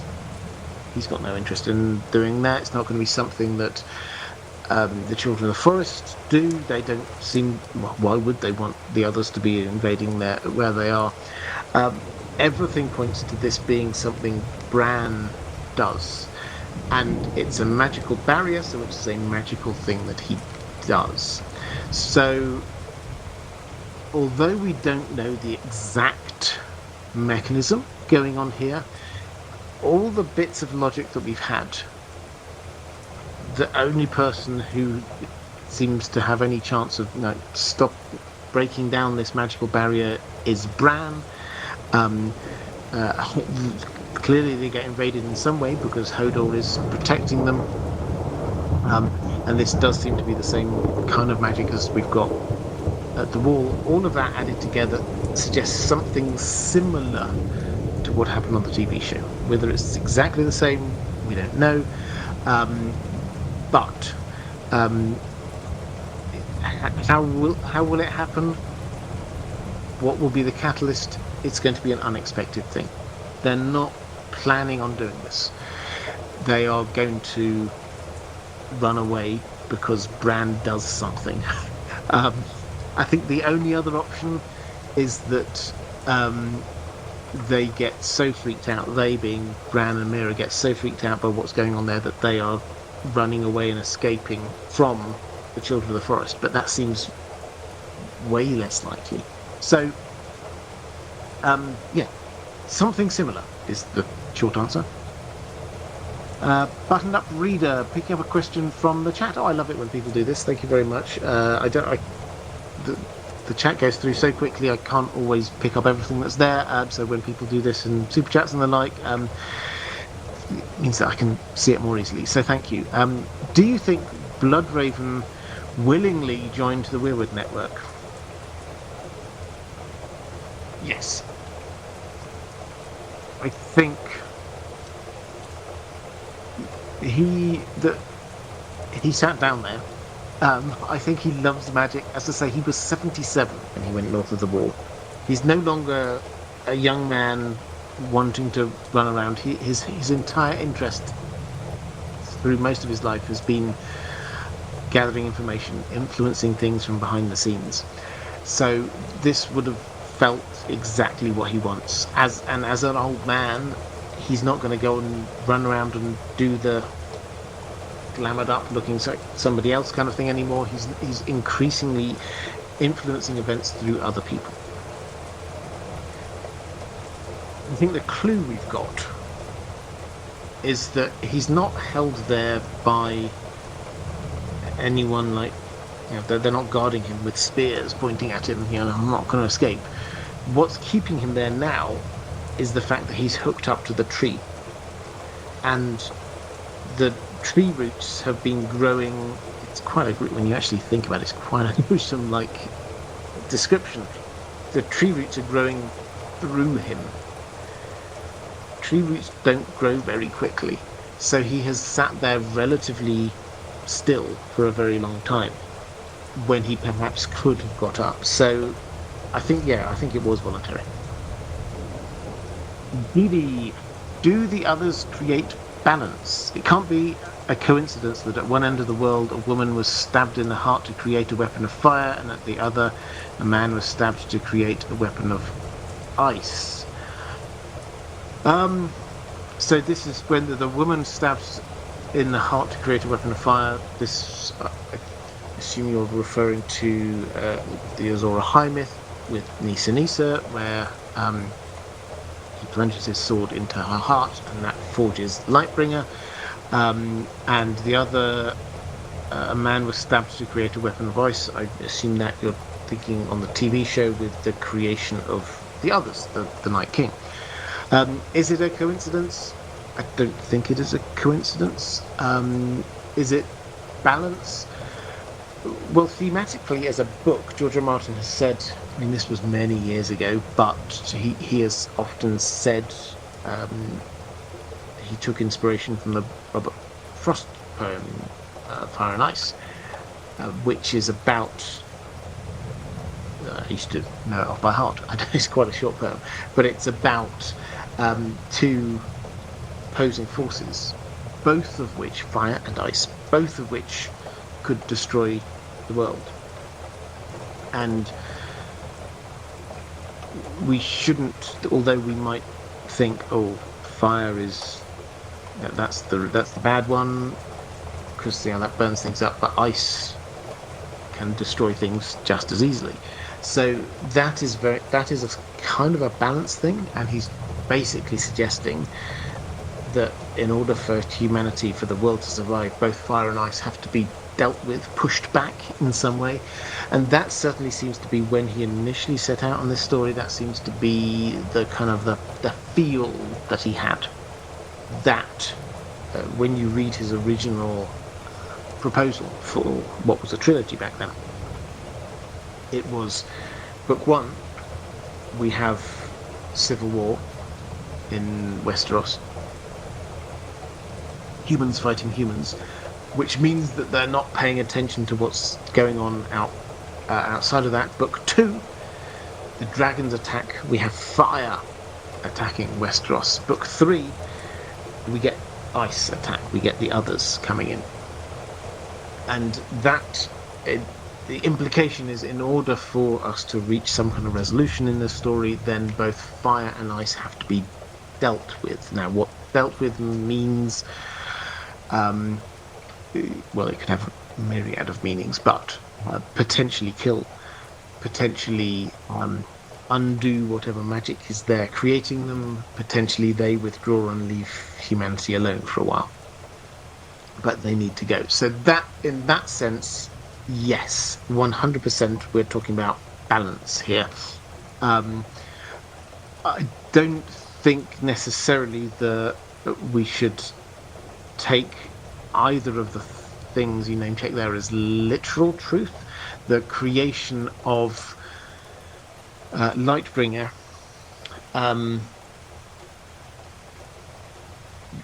would work if we're saying George R. Martin doesn't want us to take these legends as literal truth.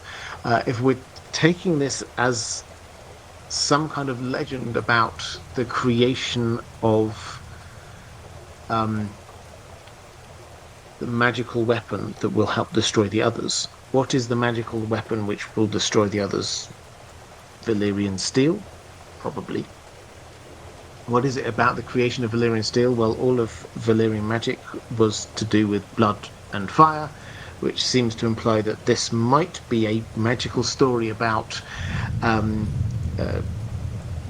Lightbringer, of course, being the fiery blade, and then the blood was from the sacrifice. That in order to forge this, you need some sacrifice. We don't know exactly how Valyrian steel was forged, but fire and blood seems like a pretty good place to start. And the creation of the Night King, as I say, that was a show thing. We do not know at the moment the extent to which that is, how George R. Martin would imagine it. If we assume that they were right in the others being a creation of the Children of the Forest, and George R. Martin has never come out to deny that. He's never suggested that, oh wow, from really early on, the whole point of the others, they completely got that wrong. He's never said that, which implies to me, as this is such a central thing, that probably it's sort of roughly right, that whether the magic that was needed to do it was shoving dragonglass into a man's heart, that bit I don't know, and I suspect it's probably more complicated than that.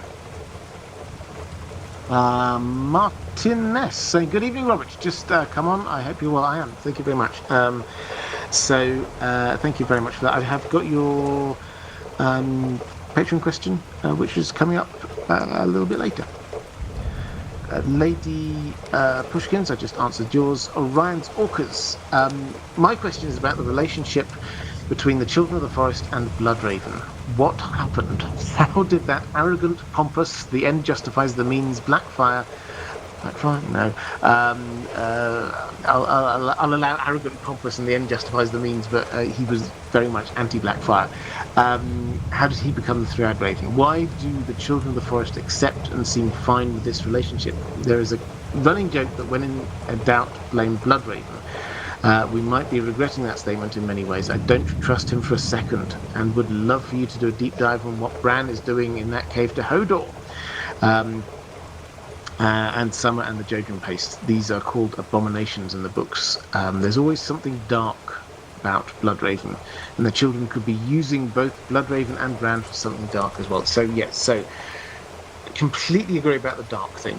I've talked about this a couple of times recently, but if you read that chapter, I think it's the last Bran chapter we've got, the Dance with Dragons, it is dark on many levels. It's literally dark. The repeated language to show the passage of time is the moon was a crescent, sharp as a knife. It's very clear that this is literally pointed language. We're shown bones, we're shown Bran doing horrible things but not even thinking about it. We're in a cave with echoes going on around. We don't know exactly what's happened. The hint is that Jojen might have been sacrificed. They're taking this young child and saying, you're going to be here forever.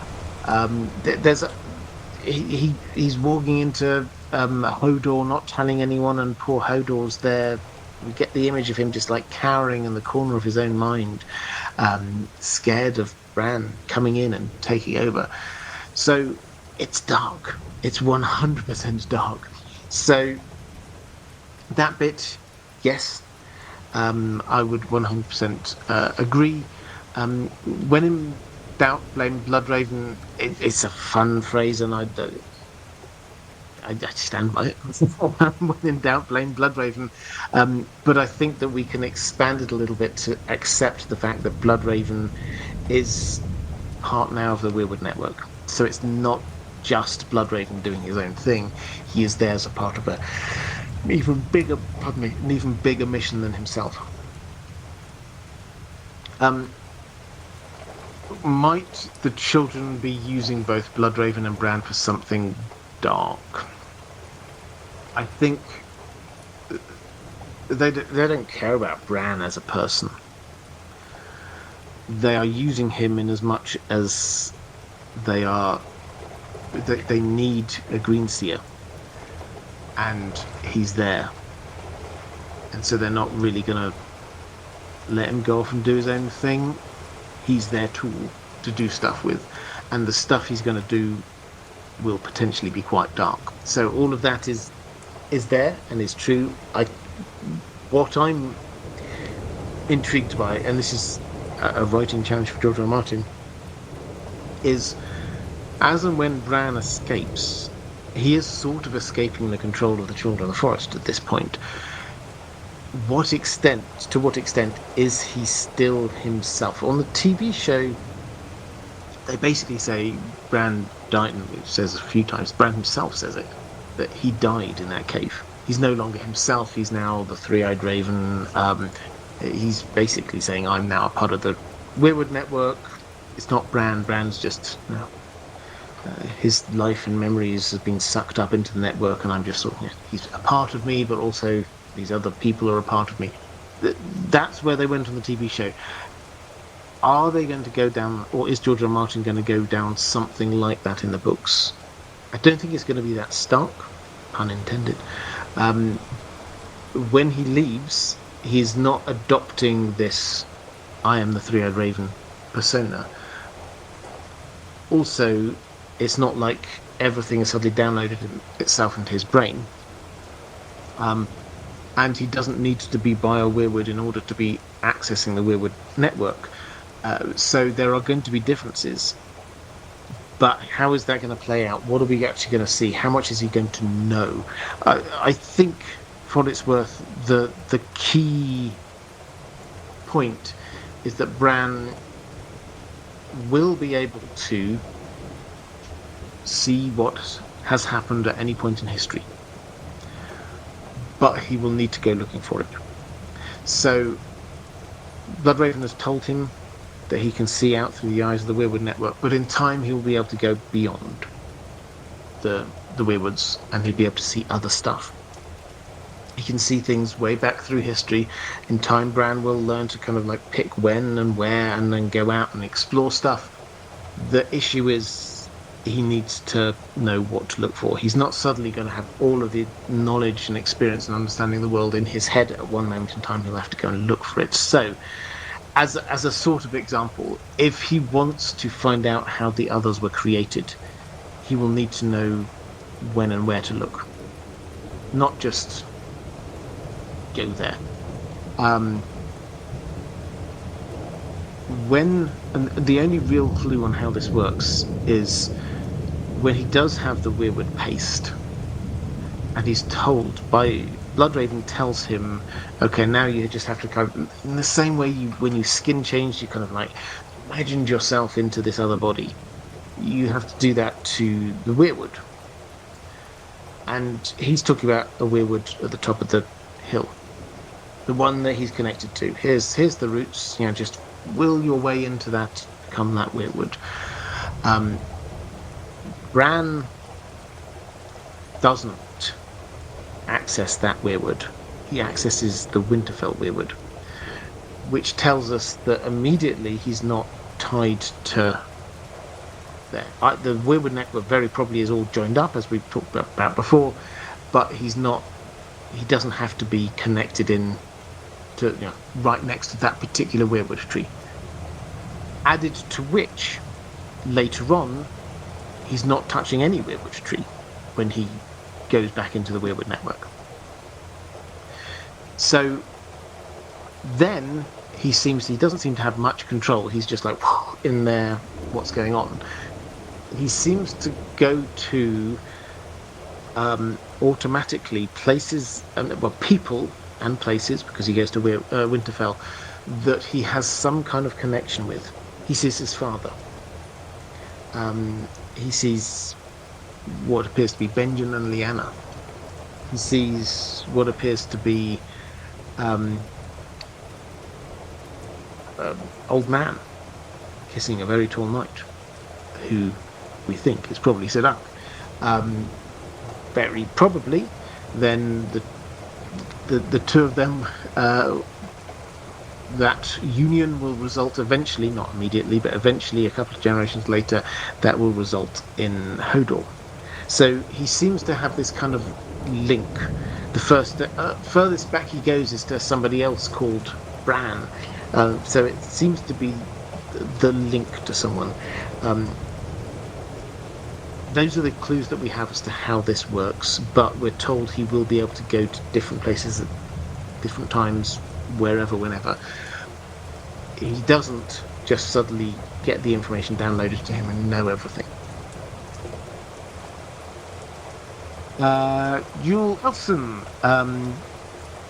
picking up something from Agreed Weirwood and Andrew Kay. Fantastic moderators, thank you. Saying, I always thought that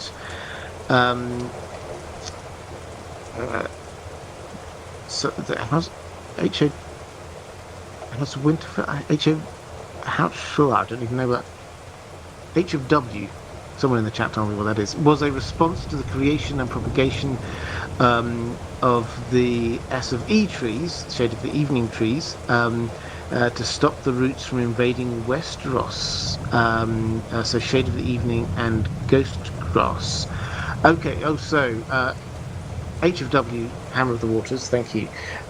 So this is an interesting thing. So this is the other way round of looking at it, is that this isn't just a matter, this isn't that the Weirwood network was all lovey-dovey nice, spread everywhere, roots going through the land bridge across to Essos, and then they had to break it, the humans kept coming, and that kind of like polluted the Weirwood trees over in Essos and turn them into Shade of the Evening. That's the kind of the classical interpretation of it.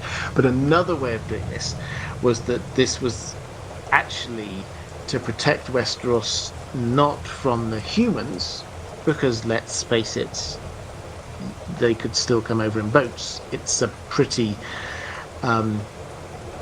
blunt instrument to try and stop the invasion of humanity by destroying a bit of land. But to prevent the potential pollution of the Shade of the Evening and even Ghost Grass, which is all the way over on the far side of Essos, from coming to Westeros. I like the idea. It's really interesting thing. I think Ghost Grass is still such a long way away that I don't think that you would cast Hammer of the Waters to protect yourself from Ghost Grass yet. The idea that you're protecting yourself from the Shade of the Evening trees, as I say, it's an interesting one. They're connected, those two. So you have to ask, why are they different? The Hammer of the Waters kind of breaking the link between the two. They had been linked and then that link was broken. That works for me. But I can kind of understand this idea that there are two completely separate things, and they sort of kind of went, oh, we now see what's going on over there, and we don't want that coming and encroaching here. In the same way that,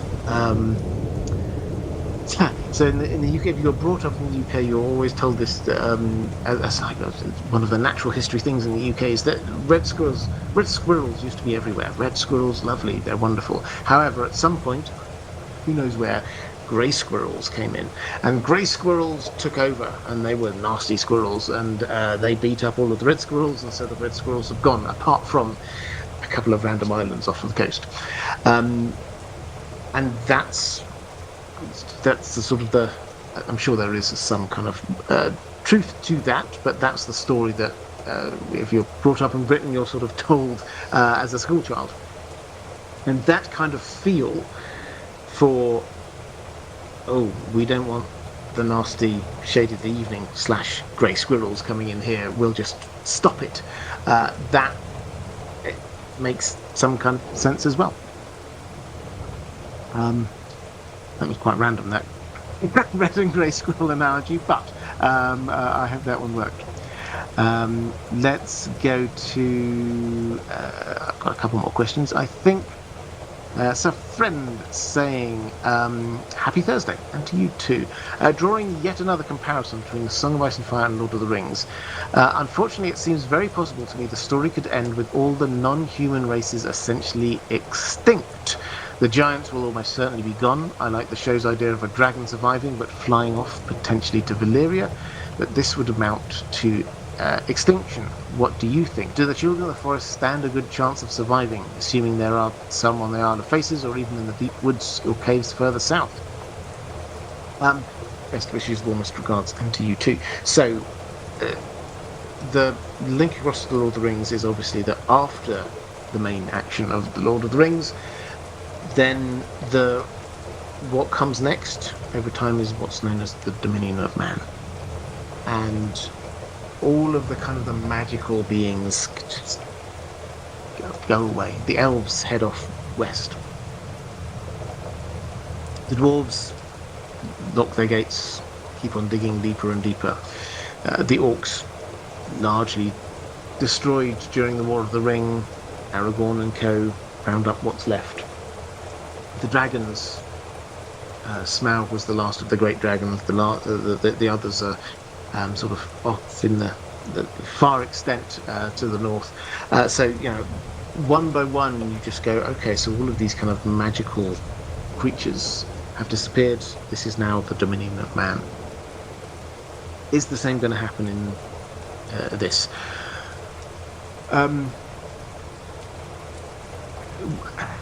Potentially. My general take is that it sort of has already happened. So the giants are now, and the children of the forest, they've got mythical status in Westeros. The vast majority of people have never seen one or known anyone who has seen one. So yes, there are giants north of the wall. I agree, they're almost certainly going to die out by the end of this story. The children of the forest, I have a feeling some will probably survive, but they're going to keep to what they always have kept to. They're not here to be sort of advancing, to be gaining new ground or land. They just want to live their life. So some probably will survive, probably in places we don't know or understand. They're not going to come out and show us who they are or where they are. So yeah, they will kind of disappear from memory. As for the others, I think that threat has to be dealt with. The magic that created them, brought them into being in whatever way, I think has to be undone in some way. And the dragons, the threat also has to be eliminated. I think I'm pretty sure at least 2 of the 3 dragons will die. Drogon, I don't know. I did quite like the idea that Drogon just kind of flies away and we don't know where it's gone, and so yes, the threat has disappeared for humanity because Drogon is incredibly powerful and could do a huge amount of damage, but it's gone for the time being, and they just have to be slightly on edge and wary. So I do like that as a concept.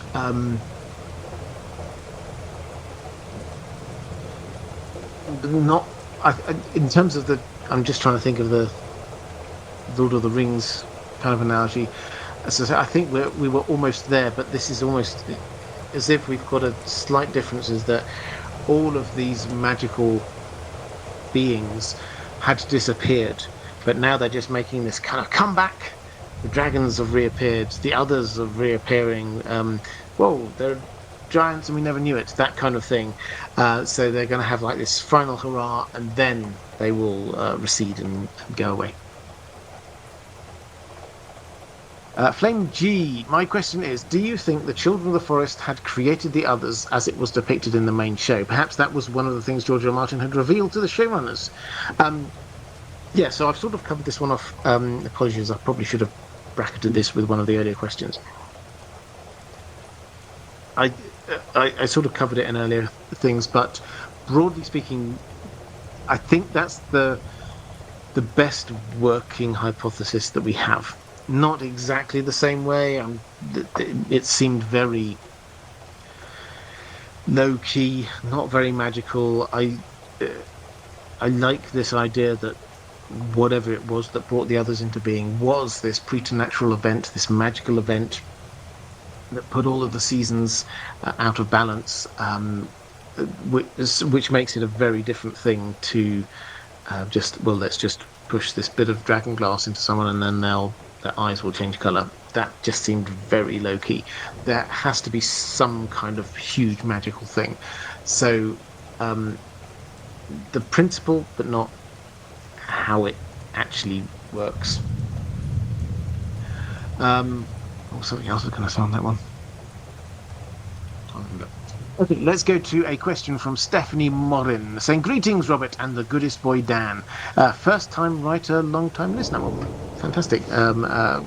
You're very welcome. I love your idea that the Weirwoods originated on the Isle of Faces. Do you think this is also the birthplace of the children? Also love to hear your thoughts on their origin. Do you think they will once again join with man to fight the others? Love and light to you and Dan. Well, thank you very much, and to you and yours. The origin of the children is one of those things that George R. R. Martin I think he's not going to tell us. I think that we're sort of supposed to imagine that they emerged just as the first main intelligent life on Westeros. Whether that's like over a long period of evolution, whether that was sort of a creation event kind of thing, I don't think he's ever going to tell us. All we know is that they were there before humans were there, and that they had spread out across the entire continent. Could they have started on the Isle of Faces? Maybe. The Isle of Faces seems to have been important before the Pact, but it became very important afterwards.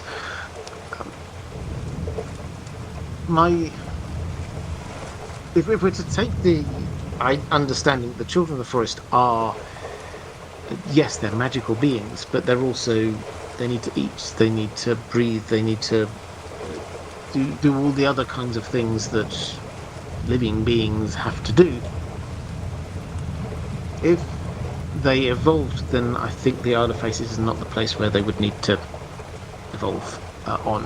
It would be somewhere out on the wider world, because the Isle of Faces is a small island, and it seems to be covered in trees, and so there's not much by way of food and a variety of different environments that they could sort of develop and thrive in. Added to which, just getting to the mainland is a big issue. We talked about this when we were talking about the Isle of Faces. The image we often have of the Isle of Faces is something like what we saw on House of the Dragon, where the Isle of Faces it's pretty close to the shore. It's you can very much see it from Harrenhal. It's just over there. That's not how it is in the books. This is a small island in the middle of the largest lake in Westeros. And when we say the largest lake, we're talking 100 miles end to end. You cannot see the island from any shore, probably. It is a very long way.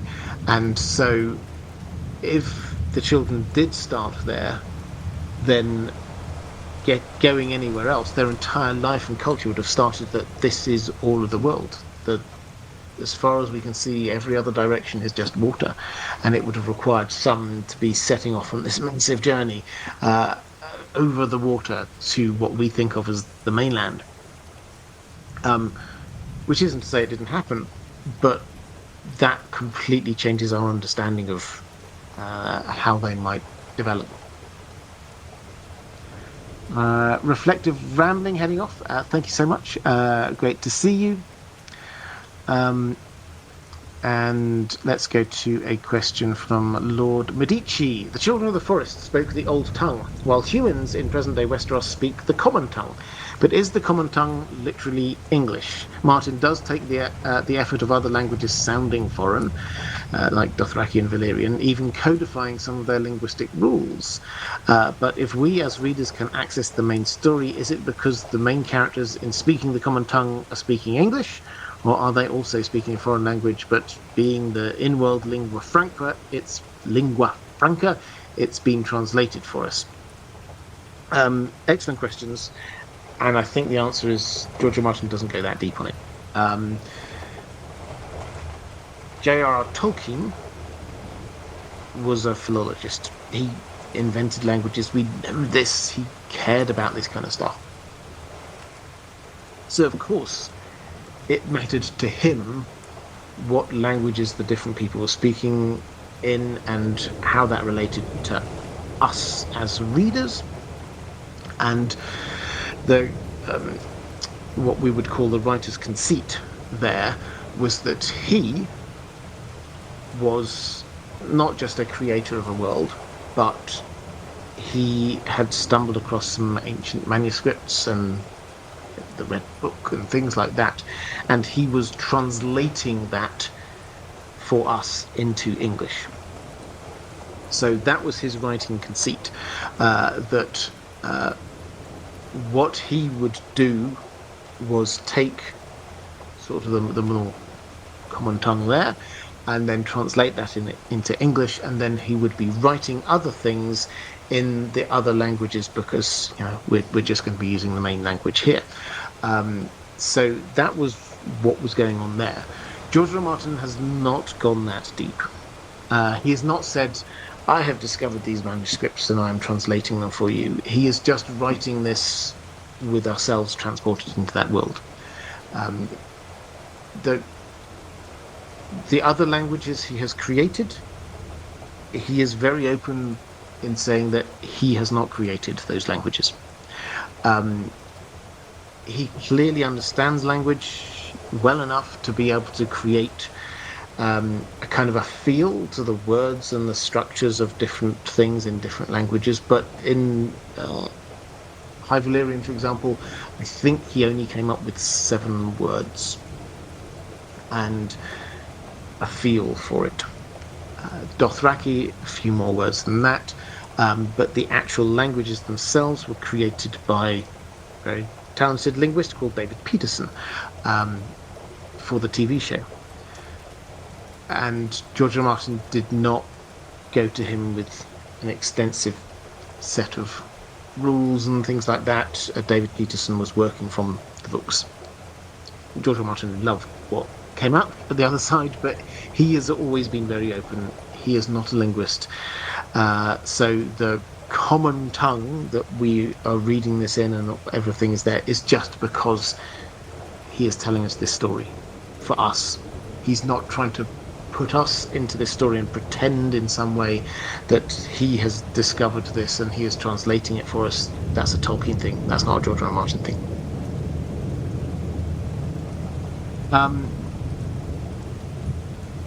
Bear Island. Hello, Robert. I hope you and Dan are well. If the children broke the Arm of Dawn with the Hammer of the Waters, did that event magically sever weirwoods in Essos, magically corrupting them, or was their corruption unrelated?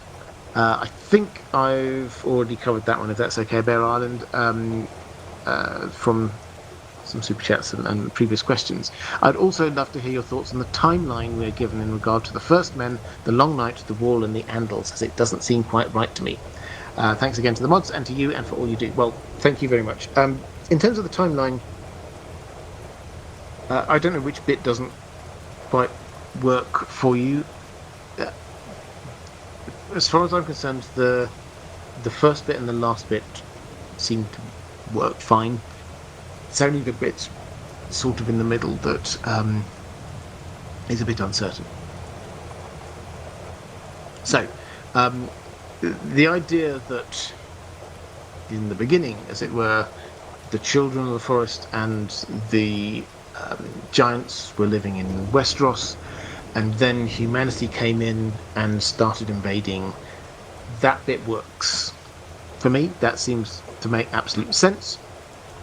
Similarly, the more kind of recent side of things, and when I say recent, we're still talking thousands of years ago, the fact that the Andals had this kind of slow immigration invasion thing going on, that took over the southern part of Westeros but not the northern part, that also kind of makes sense to me.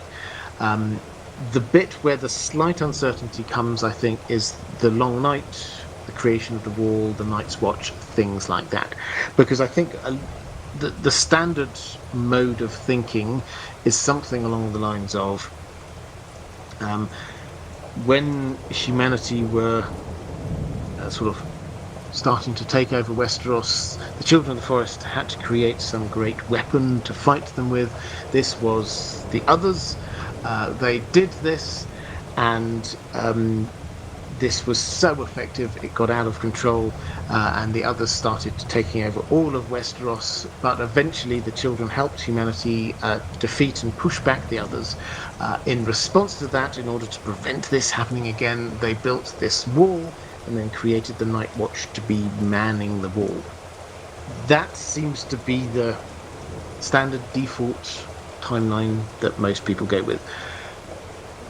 There are tweaks to that. Some people have tweaks to that, and there are some things that don't quite match that in the legends that we have. For example, we're told that the people who were in the War for the Dawn, the climactic battle, as it were, in the first Long Night, that was the Night's Watch, which seems to imply that the Night's Watch were created before the end of the Long Night, which seems to imply they were created before the Wall, which does make you wonder whether or not the Wall was there before. So there's a few of these kind of things that kind of feel a bit uncertain. Some people, I don't personally agree with this, but some people suggest that the Wall was perhaps made by the others, because it's very clearly ice. So I don't particularly agree with that, but if it was, then that also has to shift the timeline around a little bit. So I think that bit in the middle about the exact timing of what happened with the Long Night, the others, etc., that I think we've got a bit of wiggle room on, but the first bit and the last bit kind of work for me. And I think the Pact, that kind of happens somewhere in that period. Exactly where you think that happens is perhaps this happens before the others take over everywhere, or perhaps this happens after the whole thing is done and dusted and humanity has seen the power of the gods of the Children of the Forest. For me, I don't think that hugely changes our understanding of how the world operates. But yeah, the first bit I think is pretty set in stone. The latter bit I think is pretty set in stone. It's just around that period of the Long Night that we may have some differences.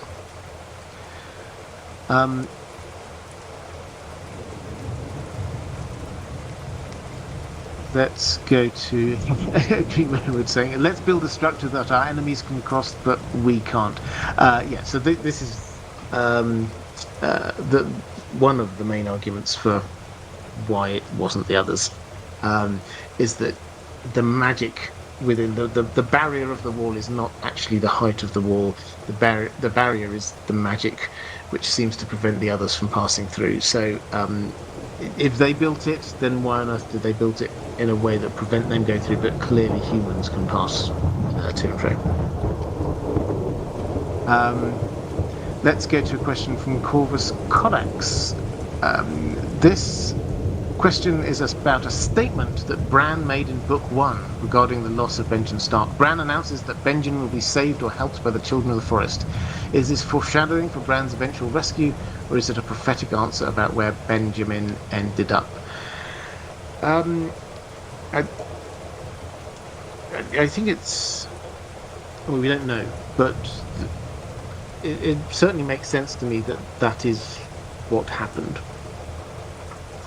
That the Children of the Forest in some way saved him. I did a video about what happened to Benjen Stark, but the short version is that he heads north with this small group of Night's Watchmen. They clearly are attacked by the others in some way, because two, at least, are killed and turned into wights. Those are the ones who come back to the wall, and then they're discovered and brought back into Castle Black, and one of them attacks Joe Mormont. So they clearly get attacked. Benjen, though, doesn't seem to have been one of them. Given what we see with Cold Hands, who was saved by the Children of the Forest, I think it's probably fair to say that there's a good chance that or some version of that happened with Benjen. Whether he was actually kind of brought back in the same way that Cold Hands was, or whether they just helped him out, I don't know. But as with all of these things, we, I think, leap to the, is this prophetic, is this foreshadowing, and sometimes miss the context of what was going on there. And that was that in book one, it's a no magic fantasy setting. The prologue, yes, ice zombies. The last few pages of the last chapter, dragons appear. Most of the rest of the book, with the exception of the Bran visions while he's in the coma thing, most of the rest of the book, there's no real magic going on.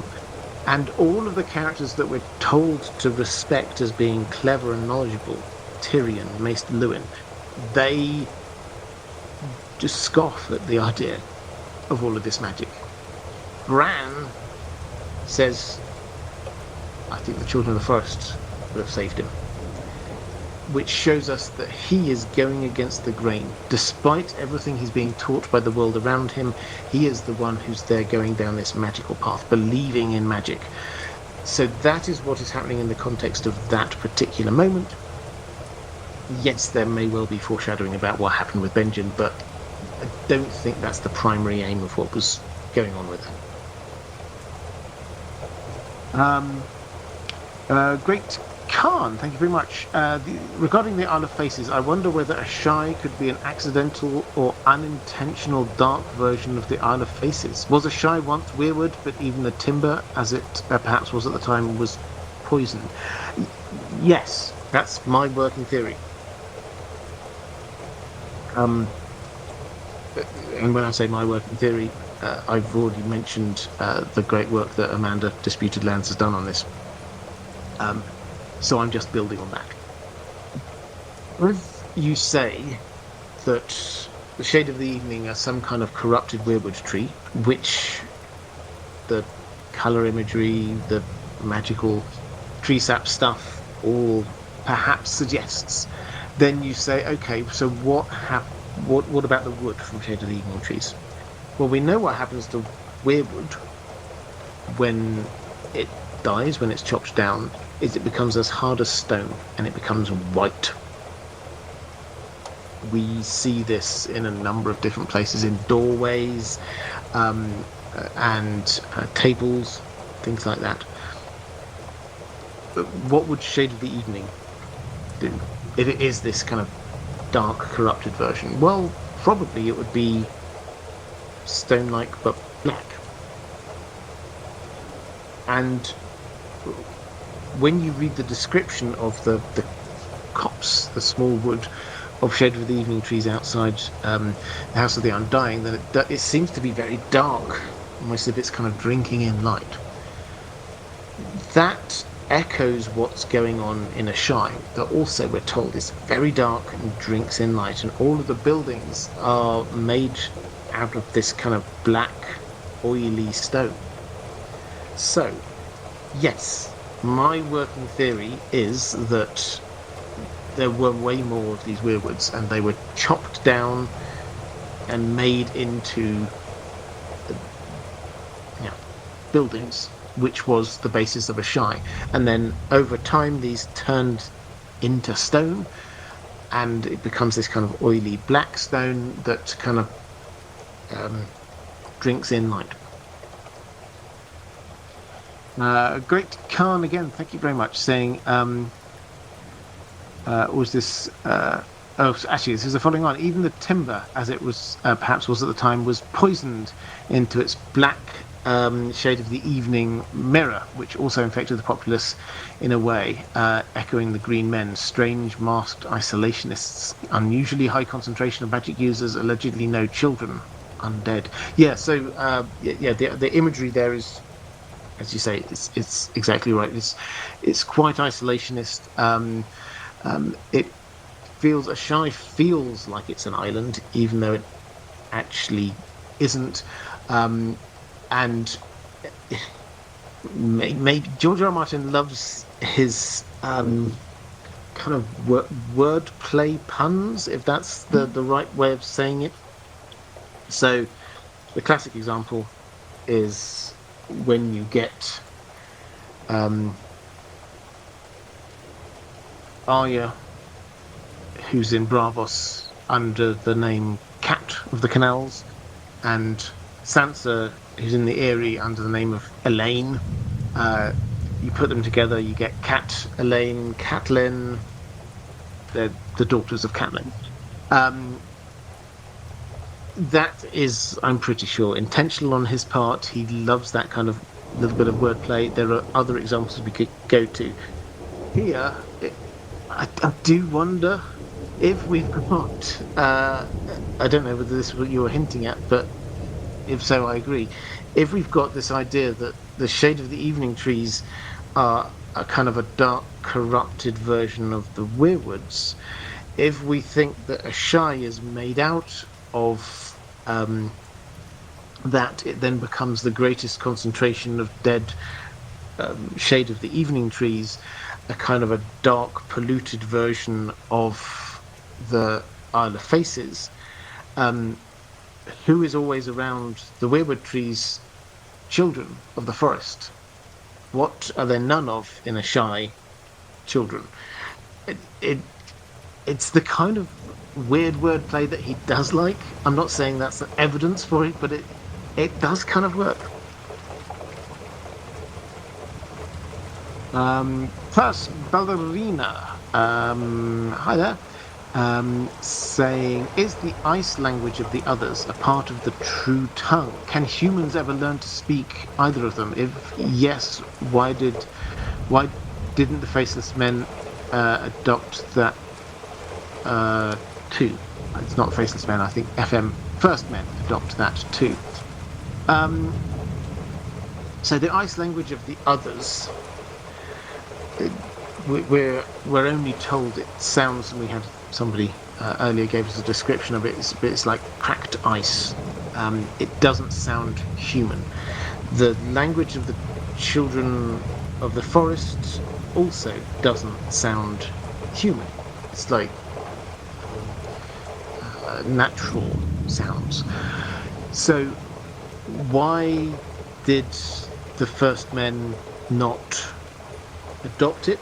Because it doesn't come naturally to the human voice box. We don't naturally make those sounds. So the old tongue is something that the giants use and some of the wildlings use.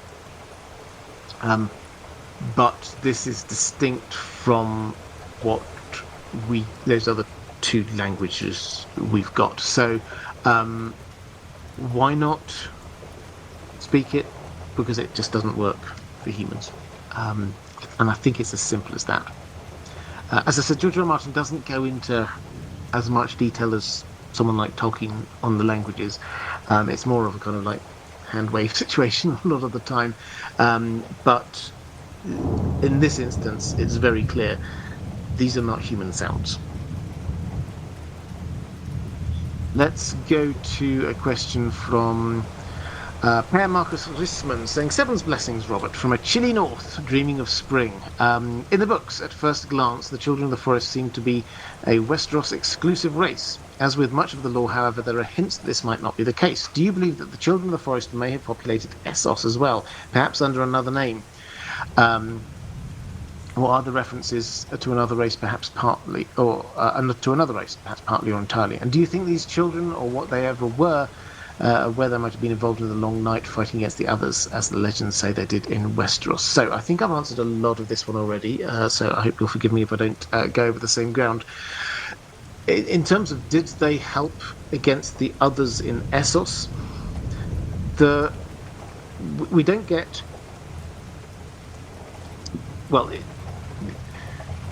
in Essos, just a quick geography lesson, we've already talked about the Bone Mountains. This goes just north-south through Essos, right through the middle, where you get Yiti on one side and what is now the Dothraki Sea on the other side.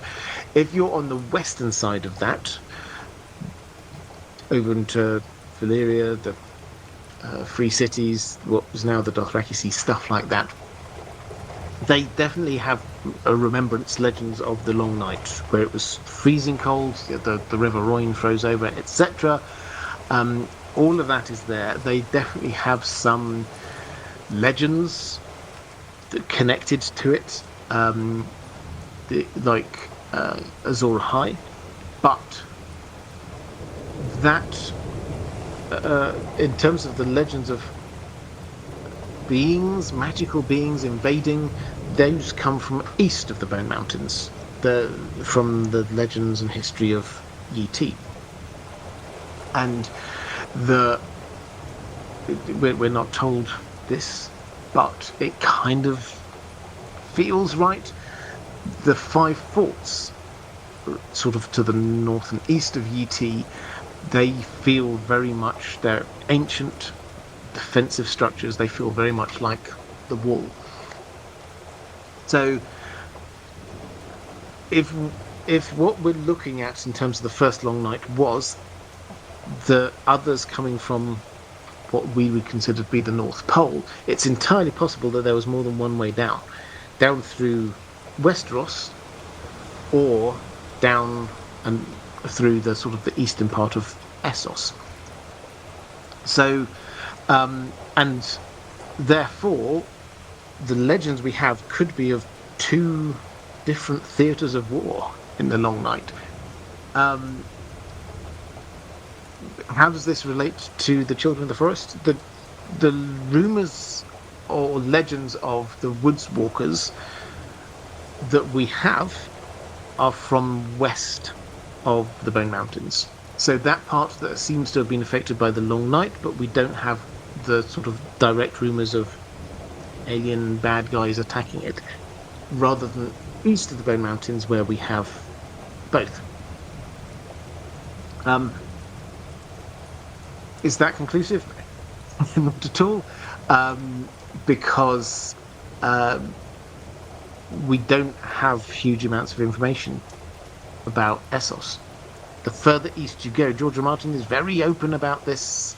The in-world information is very much from the equivalent of a Eurocentric perspective, with the kind of maps that were there. Well, here's Europe, and we've drawn it very clearly, but then it starts fading out, and then it's here be dragons. We just do not know what's over there.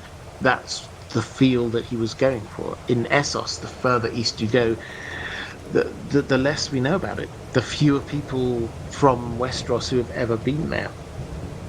People from Westeros, lots of people from Westeros have been to Braavos. We know huge amounts about that. Some of them have been as far as like Norvos or someone to the Dothraki Sea. A few have been maybe to Karth. One or two have been to Ashai. Beyond that, no, we simply do not know. And that's the kind of feel that we've got. And that means that when you're heading the further that way you go, the more kind of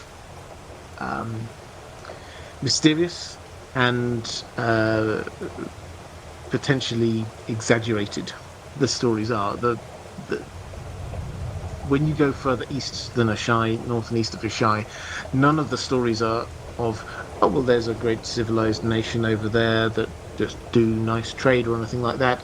It's then, here's the city of the winged men, here's where the dead walk, here's where dragons are, and it's like everything's very kind of filled with superlatives and things of wonder, not just a boring humans living in a town here and a settlement there. So what I'm trying to say through all of that is that were the children of the forest involved? Possibly. we, but it is simply not recorded. There's no evidence that they were in particular in Essos, but the lack of evidence here, I think, doesn't really tell us huge amounts. Lady Von Strauss saying, hello Robert and Dan. Have the children of the forest induced Bloodraven unwittingly into his position? Are they responsible for the cultivation of Bran as his replacement? I've sort of covered this one a little bit earlier, but what I will add to that is to say that I think Bloodraven went willingly. Are they responsible for the cultivation of Bran as his replacement? I don't think they see him as a replacement. I think they see him as a green seer, and they're just very short on green seers. So are they behind it all? Well, ultimately, yes, and the Weirwood network as a whole, definitely. It's not Bloodraven coming in here and sort of taking over and I'm now directing everything. It's a lot more kind of subtle and more working together. I think Bloodraven, my reading of Bloodraven is that he understood, he knew about the Long Night, he knew about the threat from the others, he knew about the prophecies about the Prince that was promised. While he was in the Seven Kingdoms, he was actively trying to bring about what he thought was necessary in order to save humanity, the Prince that was promised from the right line. Then, as he was getting old, he went north of the wall and hooked himself up to the Weirwood network, and he was working in that way behind the scenes, influencing things. Hal Kosnak saying, it would be funny if they told Bloodraven he'd only be there for like an hour, then they locked him in with the roots. Classic psych maneuver, crude but effective. Yeah, I mean, it's possible, we just do not know. Madeline Tyrell Dane. Hi Robert, hope you and Dan are very well. Love this topic. If the first men parallel Celtic cultures, do you think the children of the forest could be inspired by the Fae that coexisted with humans in folklore, and could the others represent a more hostile version of the Celtic Fae?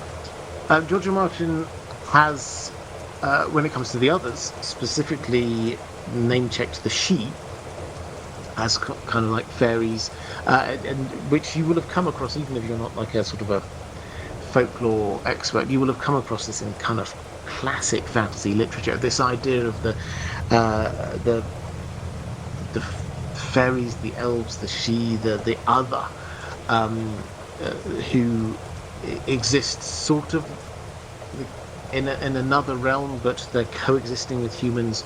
They're different. They're not to be trusted. They've got different ideas, cultures, and things like that. They're magical and they're powerful, and they should be a little bit feared, but they are also beautiful. He has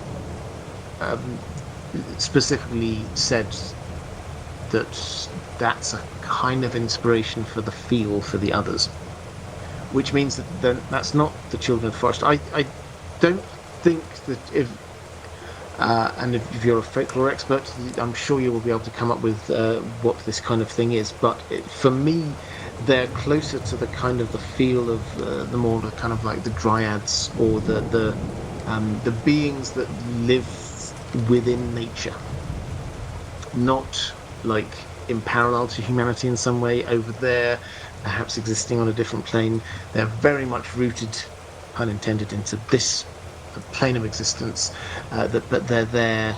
You can't always see them. So that's the kind of feel.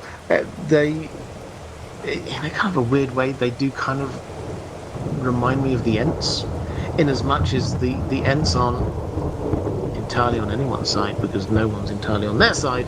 That's the kind of feel we have, trying to look after the trees, trying to look after nature. So yeah, that's where I think we're going with this. George R. Martin takes inspiration rather than cutting and pasting things, though. So he will take thoughts and feels from different places without saying that's exactly like that. A big tweet saying, hello, I'm new to your stream, but I love your videos. Well, thank you. It's fantastic to see you, and that's very kind of you. I was wondering if you enjoyed all 8 seasons of the main show. This is obviously a while ago now. I'm trying to remember the form of words I used at the time.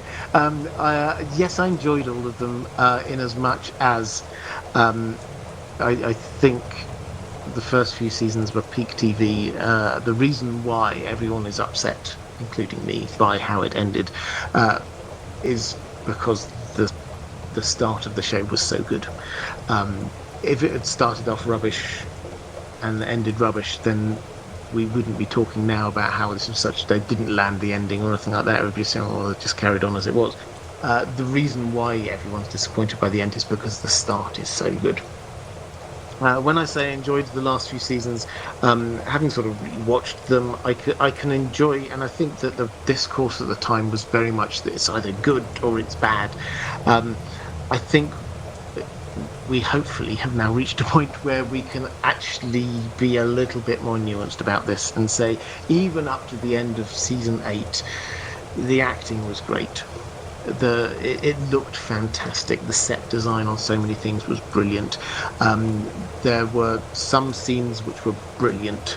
The music stayed absolutely top notch. In fact, for me, I think the music probably peaked in season 6 or something like that. The visuals, the way that there are some scenes which worked perfectly for TV, and they structured them really well for TV in a way that would not be possible in the book. So, for example, the destruction of the Great Sept. That, if you remember back to it, you've got the growing music. That switched between 4 or 5 different POVs. We see Cersei there acting all serene, getting her glass of wine. We see Tommen not being allowed to leave. We see Marjorie slowly realizing that something's very wrong. We see Lancel figuring out something and trying desperately to stop it. It moves between all these different places, and that working together created what I think was a fantastic bit of TV. So that, as an example, is what TV brought to this that is not possible. That doesn't mean that whatever George R. R. Martin writes, I'm sure, will be epic and wonderful in its own right, but it won't be in the same way. So there are many things that I could say about season 8 and earlier seasons. Many things that I think just don't quite work. But I think actually I've got a question. I'm going to link this in actually with a question from Relax Like a Cat, who said proximity to the original text is sometimes considered a measure of whether a George R. R. Martin adaptation is good, but there have been departures that have been successful, such as Paddy Considine's depiction of Viserys. Do you think the need to be close to George R. R. Martin's vision is what ruined the end of the Game of Thrones TV show for some viewers? In terms of what some viewers saw as a sudden change in Dany, for example. So the more I think of the ending, I think 2 things stand out for me. The first is the speed running of the ending. It just charged through whole bits of plot that seemed to be sort of missed or tried to cram into just a couple of scenes. You don't have the travel bits that we had so much, that was such a great part of the first few seasons. You often get the decision, I'm going to do this thing, and then cut to the next scene and they're somewhere else. It just felt like they were just trying to get through plot rather than develop things and build things up along that. So that's the first thing. And the second thing is what George R. R. Martin would call toxic butterflies. Decisions made early on mean that what happens at the end can't be the same as what happens in the books. The moment you say, and these are quite big decisions, the moment that you decide, well, I'm not going to be including the whole young Griff Fagon storyline, that changes so much about what happens, because our current best hypothesis is that he is going to take King's Landing, and he is going to be ruling in King's Landing when Dany arrives, and that is going to be a very different story to her arriving and Cersei's ruling, because what's his reaction going to be? Well, his thought was that he was wanting to marry her, which is very different to what Cersei was expecting.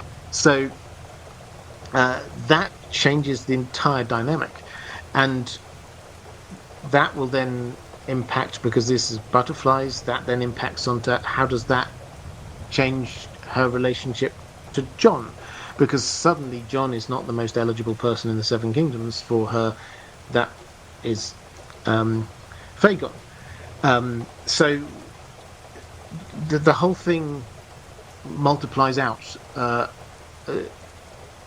Yes, as a general thing, I think adherence to the texts is really good and really important. Yes, also, there are some things which can be added in, which can be brilliant, and I agree with you 100%. Paddy Considine, as Viserys, George R. Martin himself said his Viserys was better than mine. He added this extra layer. How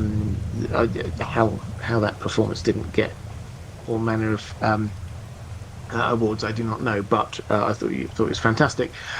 So you can add things in, as long as you are true to the feel of what is there, and you're not sort of going beyond it. But season 8 of Game of Thrones for me, the speedrunning and the toxic butterflies.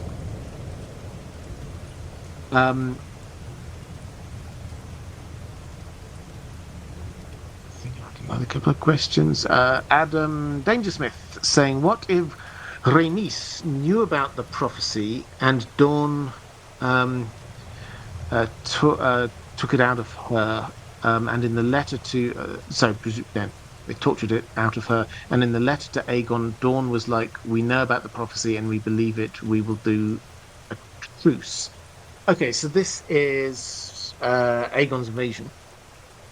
Dawn did not fall, and for a very long time the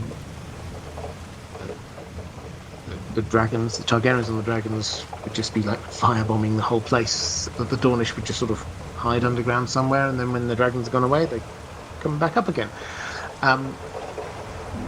Rhaenys was sort of at the head of this for a lot of it, but then her dragon got shot down over the Hellholt.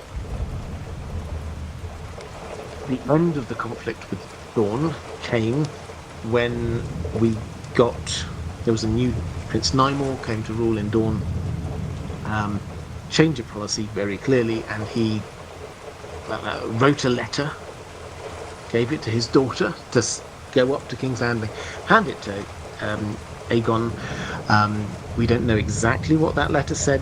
What we do know is that while reading it, Aegon gripped the handle of the throne so tightly that it drew blood.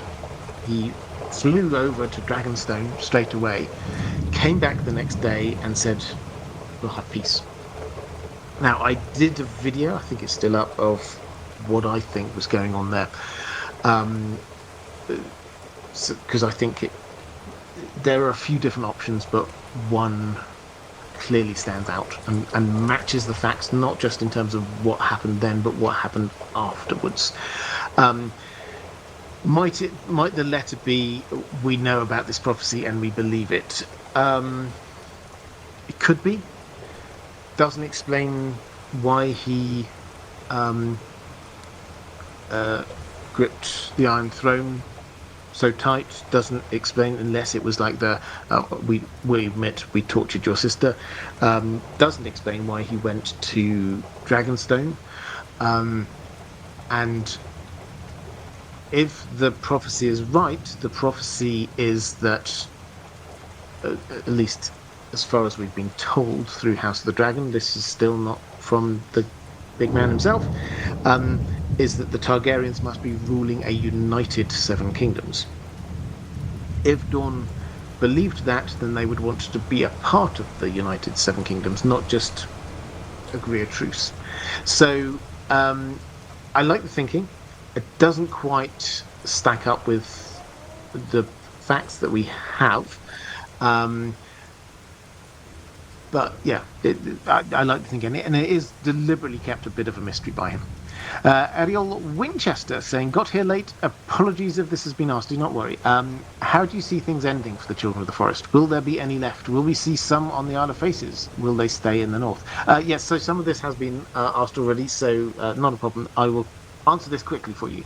How do you see things ending for the Children of the Forest? I think they are, in their way, trying to help and orchestrate the opposition to the others. The others will be pushing down from the north. I think they will destroy everything north of the wall, including Bloodraven's Cave. I think those children are goners. However, I suspect there are other children out there.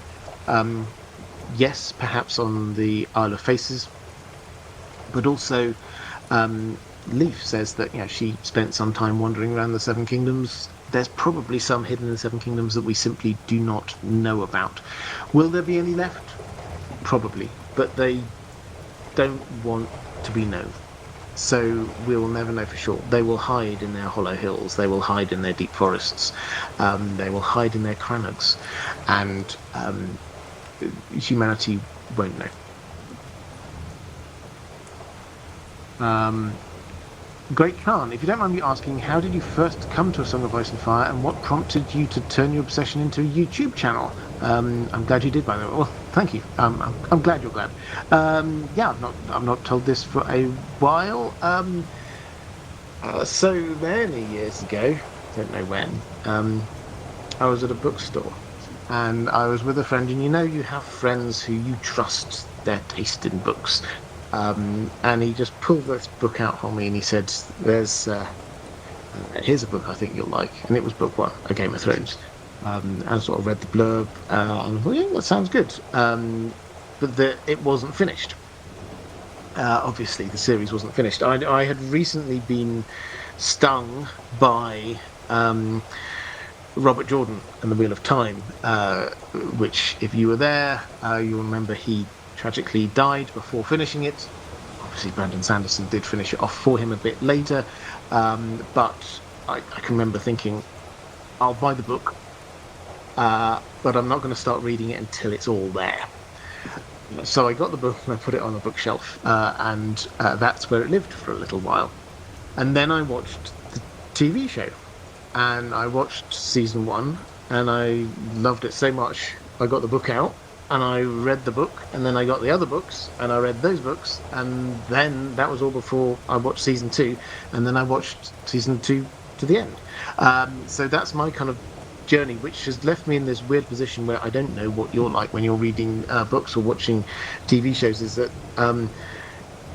I find if you watch a TV show then read the book, then the characters in the book look and sound like the TV show. Whereas if you read the book and then watch the TV show, you find yourself looking at the characters on the TV show and go, oh, that's not quite right, because they're like that in my mind. When it comes to the TV show for Game of Thrones, it's kind of half and half. And the books is that the characters who I first met on the TV show, that's what they are like in my mind. The characters who I first met in the books, that's what they're like in my mind. Yeah, that was where it was, and it was probably somewhere between season 6 and 7 that I decided I'll just give it a go. Make a YouTube channel. I just as sort of random advice for anyone who's thinking about this kind of thing, I just did it. I just tried it. I had a spare day, which was a wonderful thing if you have a spare day, and I literally Googled, how do you make a YouTube video? Found a couple of bits of software. I downloaded some free software, made a video. That video is on my main channel. I kept it up. It was called something like The Real Tyrion Lannister. It's only about 5 minutes long. I look back on it and I cringe now. I I'm speaking so slowly in a really deadpan voice. I'm just using still images from the show that kind of stay on there for a very long time. Nothing's moving.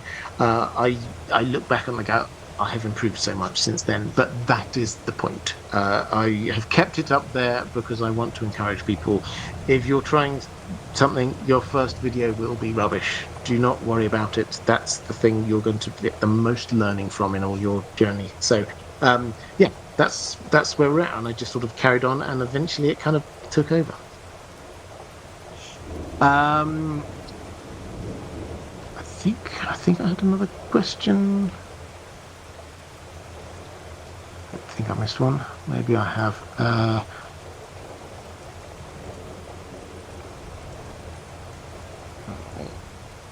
No, I think that's me caught up in the chat, and then I've probably got 2 or 3 more questions from my patrons. Otis480 saying, hello Robert, thanks for the live streams and videos, you're very welcome. In the last live stream there's a short period of speculation about Bran living on the Quiet Island and reigning in the Seven Kingdoms. I think the Isle of Faces rather than the Quiet Isle. Yes, and warging into an animal that lives in the capital. Yeah, I remember that. There was it was quite a fun little discussion. I tinfoiled this a bit further. Bran would likely choose a wolf as an animal to warg into. However, a dog would be more socially acceptable. Therefore, a dog would become a member of the small council. However, the maesters would not like this open display of magic, and therefore, Dran, the dogs. I like what you did there. Public appearances would be extremely rare. What are your thoughts on this?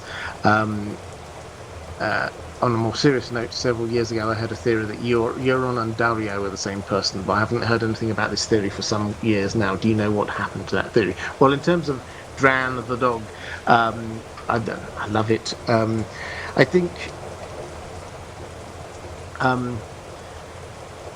if Bran were to be walking into something, he wouldn't walk in to be a member of the small council. I know this was tongue-in-cheek on your part, but I take these things seriously.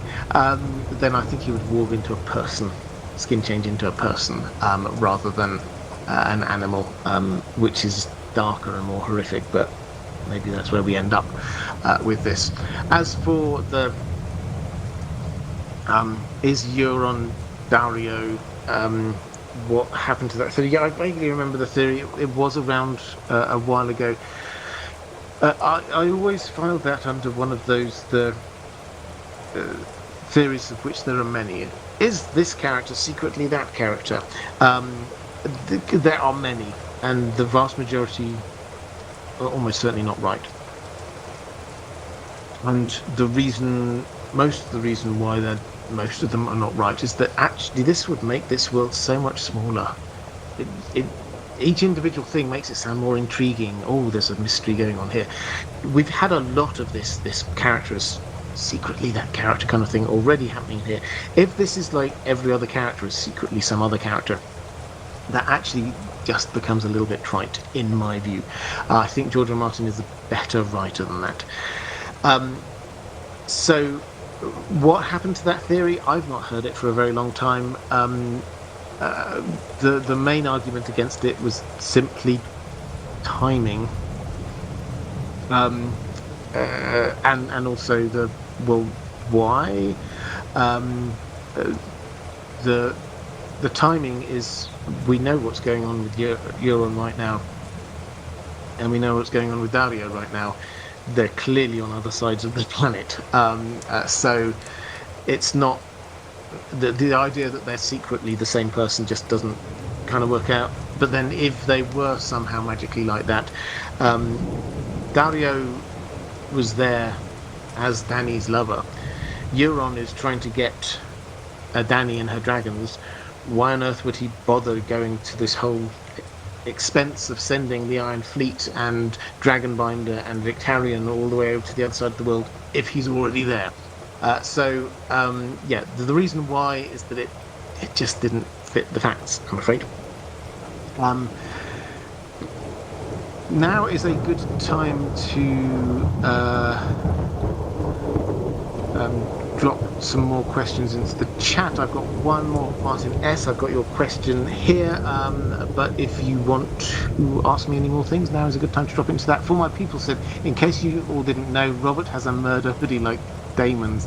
Yeah, this is a reference to the early days of the channel where I thought it looked pretty cool. I've still got it somewhere. I can't remember whether I had it as my avatar or just like a picture of me in like a cowl. It looks good, I thought. I do like it. But yeah, that disappeared after a year or two. Martin S. saying, hello, Robert. This is not about George R. Martin's world, but about speculative fiction in general.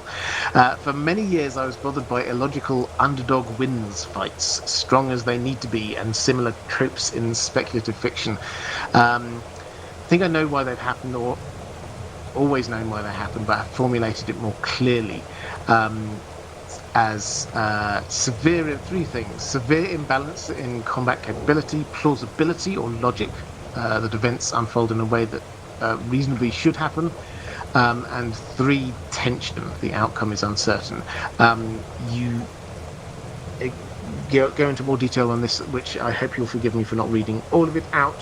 But yes, what you say makes sense. What I will do in response, I think, is to talk about this in relation to George R. Martin, because he uses this a lot, in as much, and I think in a good way, in as much to try and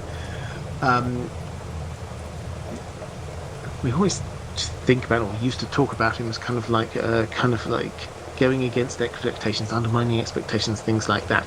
He loves this idea that the big, strong, heavily armored fighter is actually defeatable by the nimble, lightly armored, fast-moving fighter. And we see this a lot of times, over and over again. The classic example, you probably already think of it, is the Mountain from Oberyn Martell. Now, obviously, at the end, doesn't end up well for Oberyn, but if he'd not been on his revenge mission, he would have killed the Mountain, stayed well clear, and won that easily.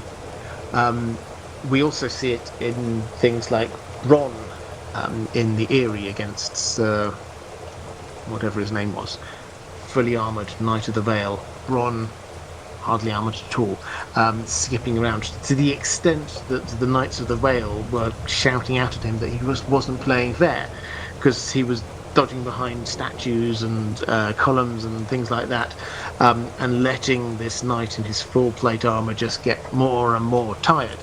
And they wanted just 2 people in armour just bashing away at each other. George R. Martin likes showing that, yes, the obvious type of power is not always the best type of power, and also showing characterization through that established trope of a type of combat. He is showing us not only that Bronn is a good fighter, but also that he's quick thinking. He's also showing us about the mindset of the Knights of the Vale. They're not there just to win. They want a good battle. They want everybody to be doing what they ought to be doing, and that's how he's showing us that through this trope of the 2 different fighting styles. With the Mountain versus Doran, having established this idea, that's when he subverts it at the very end. Is he shows that actually even that, the nimble fighter, can be defeated by overconfidence and focusing in too much on hatred and emotions and things like that. So George R. Martin is very aware of this too, and he uses it, I think, to good effect.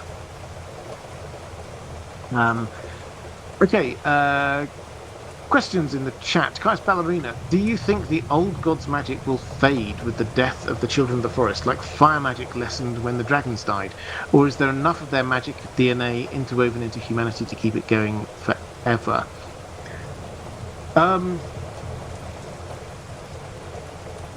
So it's an interesting question. So I think it depends on what you count as the children of the old god's magic. So the old god magic is the weirwood trees, and the weirwood trees will be there as long as the weirwood trees are there. That is not fading. The skin changing and green dreams, that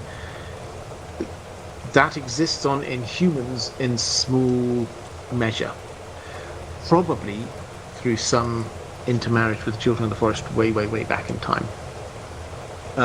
Only 1 in 1,000 is a skin changer. Only one skin changer in 1,000 is a green seer. That may well be the case north of the wall. South of the wall, even fewer.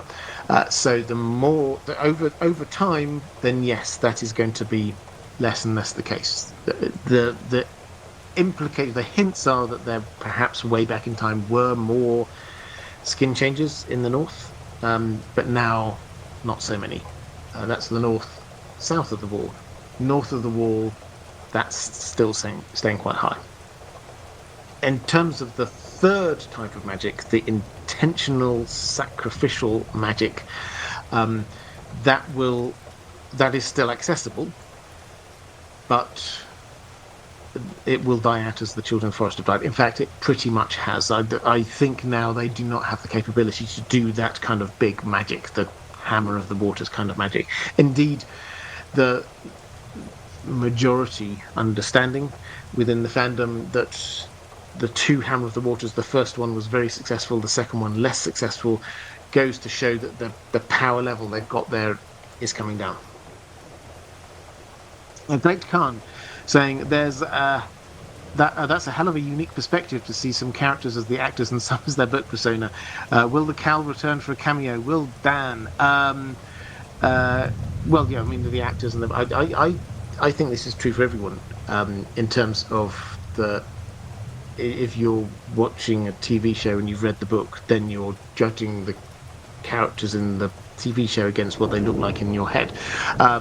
I don't think I'm alone in that. What I think was slightly different for me was the fact that because I watched some TV show, then read the books, then watched some more TV show, it's a mishmash. Will the cow make a return?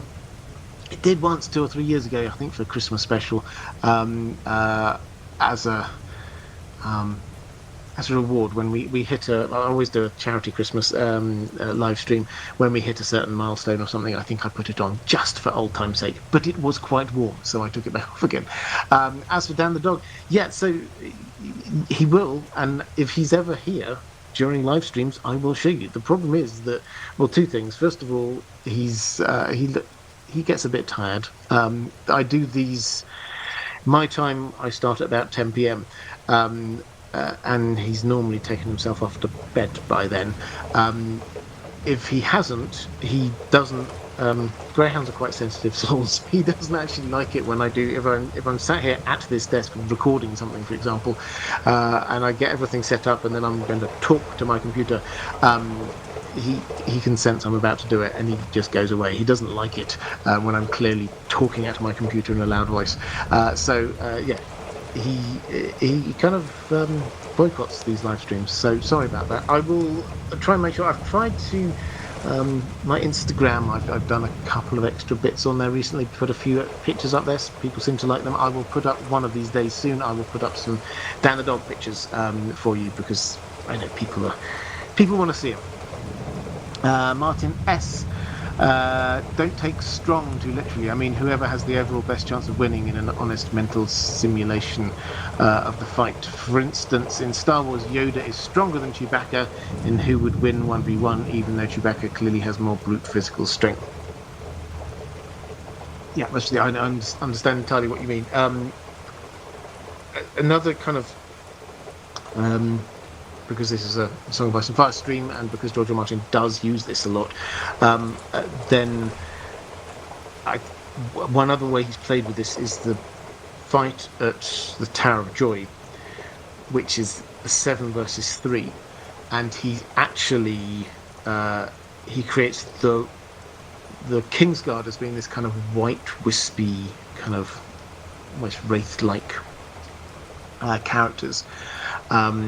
And that is something that he's taken that idea and used it in other settings like that, when you've got this kind of like, it's obvious who should be winning this, which is the stronger character in this. George R. Martin does like subverting expectations. But if you were asking as well in sort of the wider fantasy world, fantasy, sci-fi even more so, does rely on tropes. Is my sort of broader take on this, and that's not a bad thing. It can be a bad thing, obviously, if you're only relying on tropes. But in sci-fi, for example, the story would be slowed down if every time you're trying to explain a thing, you have to go into all of the detail about exactly how the science behind it works. If somebody says, take us to hyperspace, you know exactly what they mean. You don't need to know the details of it. You understand you're pressing a button, you're going very fast. That's what it is. And so you rely on the trope to cut through all of the background noise. Fantasy, you can have your wizards, you can have your Assassin's Guild, and you kind of instinctively understand what's going on there. You can get the details later. It's tropes within the world of fantasy and science fiction can be quite useful.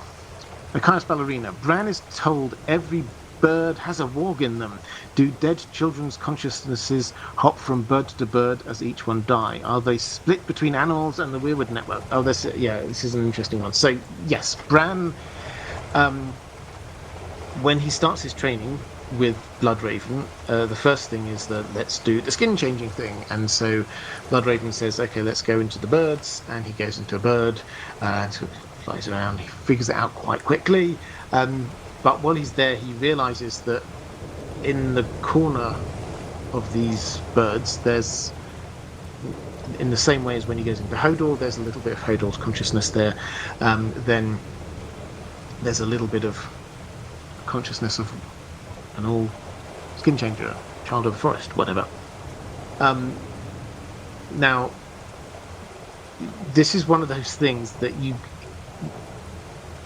is not fully explained. I have to say, I don't know whether this was something George R. Martin fully thought through. And I think you're asking the exact right questions here, because I think the implication that he was going for here was that all of these, when Bran wanders around via Hodor, he sees all of these children of the forest kind of hooked up the Weirwood network. Some of them are basically just shriveled down, they're now just bones. And I think the implication he was going for was, and they have, like we read with skin changers as a whole, is that they're bonded animal. When they physically die, they sort of go into their bonded animal. Harol went into his eagle. Varamir Sixskins went looking for his wolves, that kind of thing. This is what happened there.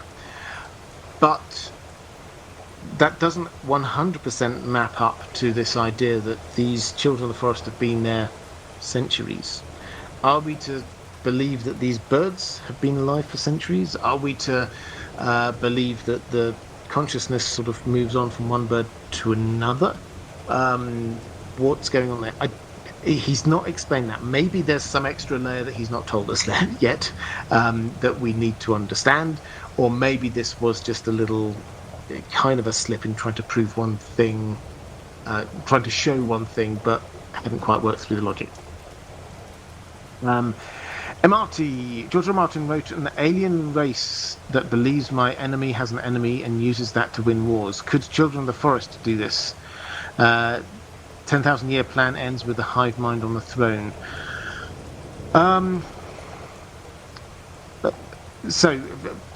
Possibly. The idea of them ending up on the throne, obviously we kind of tune into this idea because we're told that this is one of the three WTF things that the showrunners got from George R. Martin, was Bran ends up on the throne, which, from the Children of the Forest perspective, you could say that means that they won. Certainly the way they presented it in the TV show is that he is the Three-Eyed Raven now. He is the representation of the Weirwood Network or whatever, and he's running the Seven Kingdoms. My view on that, though, is that I don't think the Children of the Forest care about ruling the Seven Kingdoms. They don't want to. There's been no indication that they are power grabbing, that they want the trappings of power in any way. They want to live their happy lives, singing their songs and living with nature.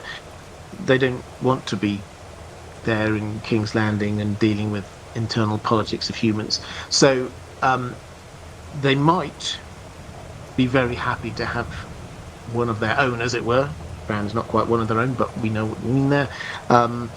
Just making sure that humanity doesn't go off and do anything stupid. They might be okay with that, but to them, the Iron Throne is just blink of the eye.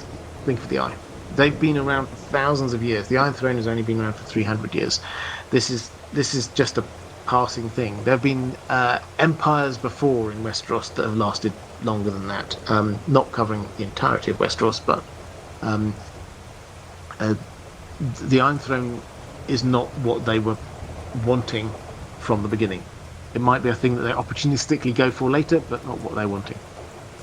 Great Khan, would you ever tackle Dune as a subject matter? Yeah, I did an introduction to Dune a while ago. Dune is on my list of things. This year I'm not expanding out from my 2.5 things I cover. 2.5 being obviously A Song of Ice and Fire, Lord of the Rings, and Witcher, which I cover in fits and spurts every now and then. I'll do 2 or 3 videos on it and then come back to it 6 months later. Dune is on that longer list of things. I've been encouraged a lot recently to get into Cosmere, the Brandon Sanderson stuff, so I have dipped my toe into that before. I will try again, see whether that's something I get interested in. There are various other things I've been asked about. I've been asked about Warhammer, Wheel of Time. There's a very long list of things, potentially, but certainly not for the next 6 months or so. For my peoples, wouldn't most of the children's magic be the intentional type? Perhaps not warging, but we believe Jojen was sacrificed to awaken Bran, and all of it possibly sustained by the trees drinking blood.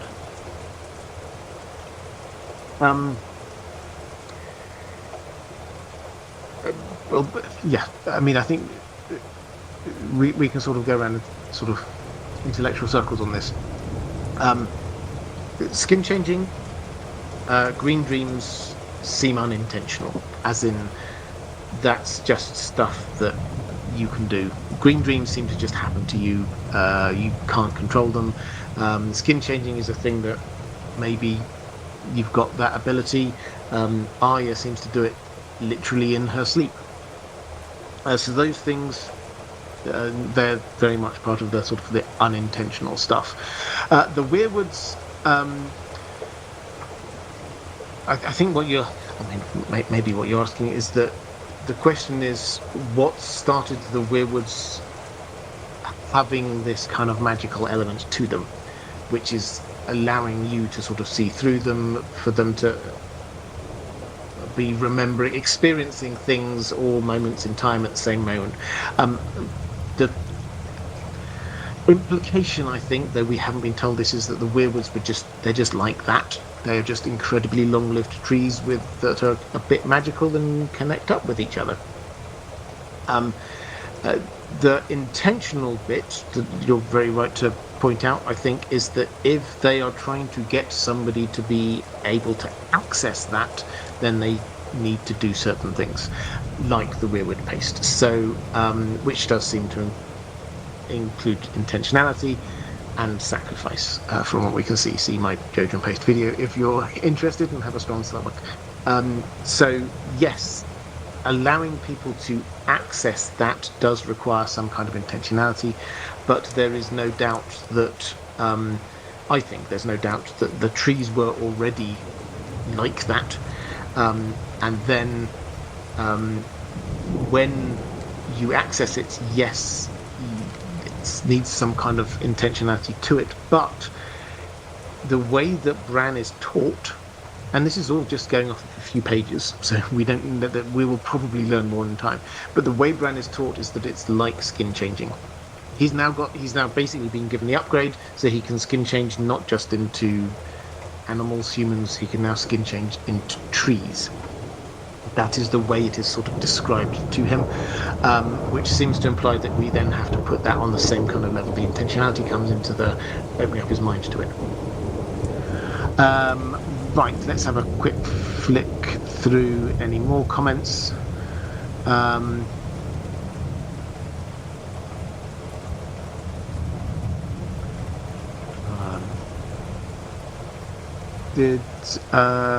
So CBH asking, did Robert Baratheon, I assume, know that she was pregnant with Rhaegar's baby? Lyanna, nope. I think if he had, then he would have been a lot more suspicious of Ned returning from the Tower of Joy with a small child. Pixtos saying, we know George doesn't really have a set magic system, he leaves it up to us, but which religion would you say is the most real? The old gods seem real through the trees, R'hllor seems real. Real as in this is definitely a thing, is there. R'hllor magic definitely seems real, but then also what Maggie the Frog does definitely seems real, and what's going on with the House of the Undying definitely seems real. There's a lot of real magic here, so I don't think there's a matter of the most real. I think there's definitely an argument to be made about which religion seems best able to tap into real magic, but I don't think that we could say some bits of magic are real and some aren't. Even Melisandre, who undeniably can do real magic, she does things to make her magic look cooler. Let's put it that way. Okay, and I think with that I'm going to start drawing this one to a close. This has been really interesting set of questions, actually. Thank you. We covered a lot more ground than I thought we were going to. Stuff to look forward to, more videos coming out on the main channel. If you're watching A Knight of the Seven Kingdoms, and if you're not, I highly recommend it. It's been excellent so far. And you're watching this live, don't forget episode 4 is out a couple of days early because of the Super Bowl. What else to say? Keep an eye out on this channel, on the live channel. I've got a few ideas of things doing. The shorts will be returning, and a few other random things. I'm just going to see what people like, what seems to work. So we will try that out, and then have a look for my main videos in other places: Facebook, Spotify, wherever. I'm trying to upload my back catalogue all over the place, so wherever you find it easiest, that is where to go.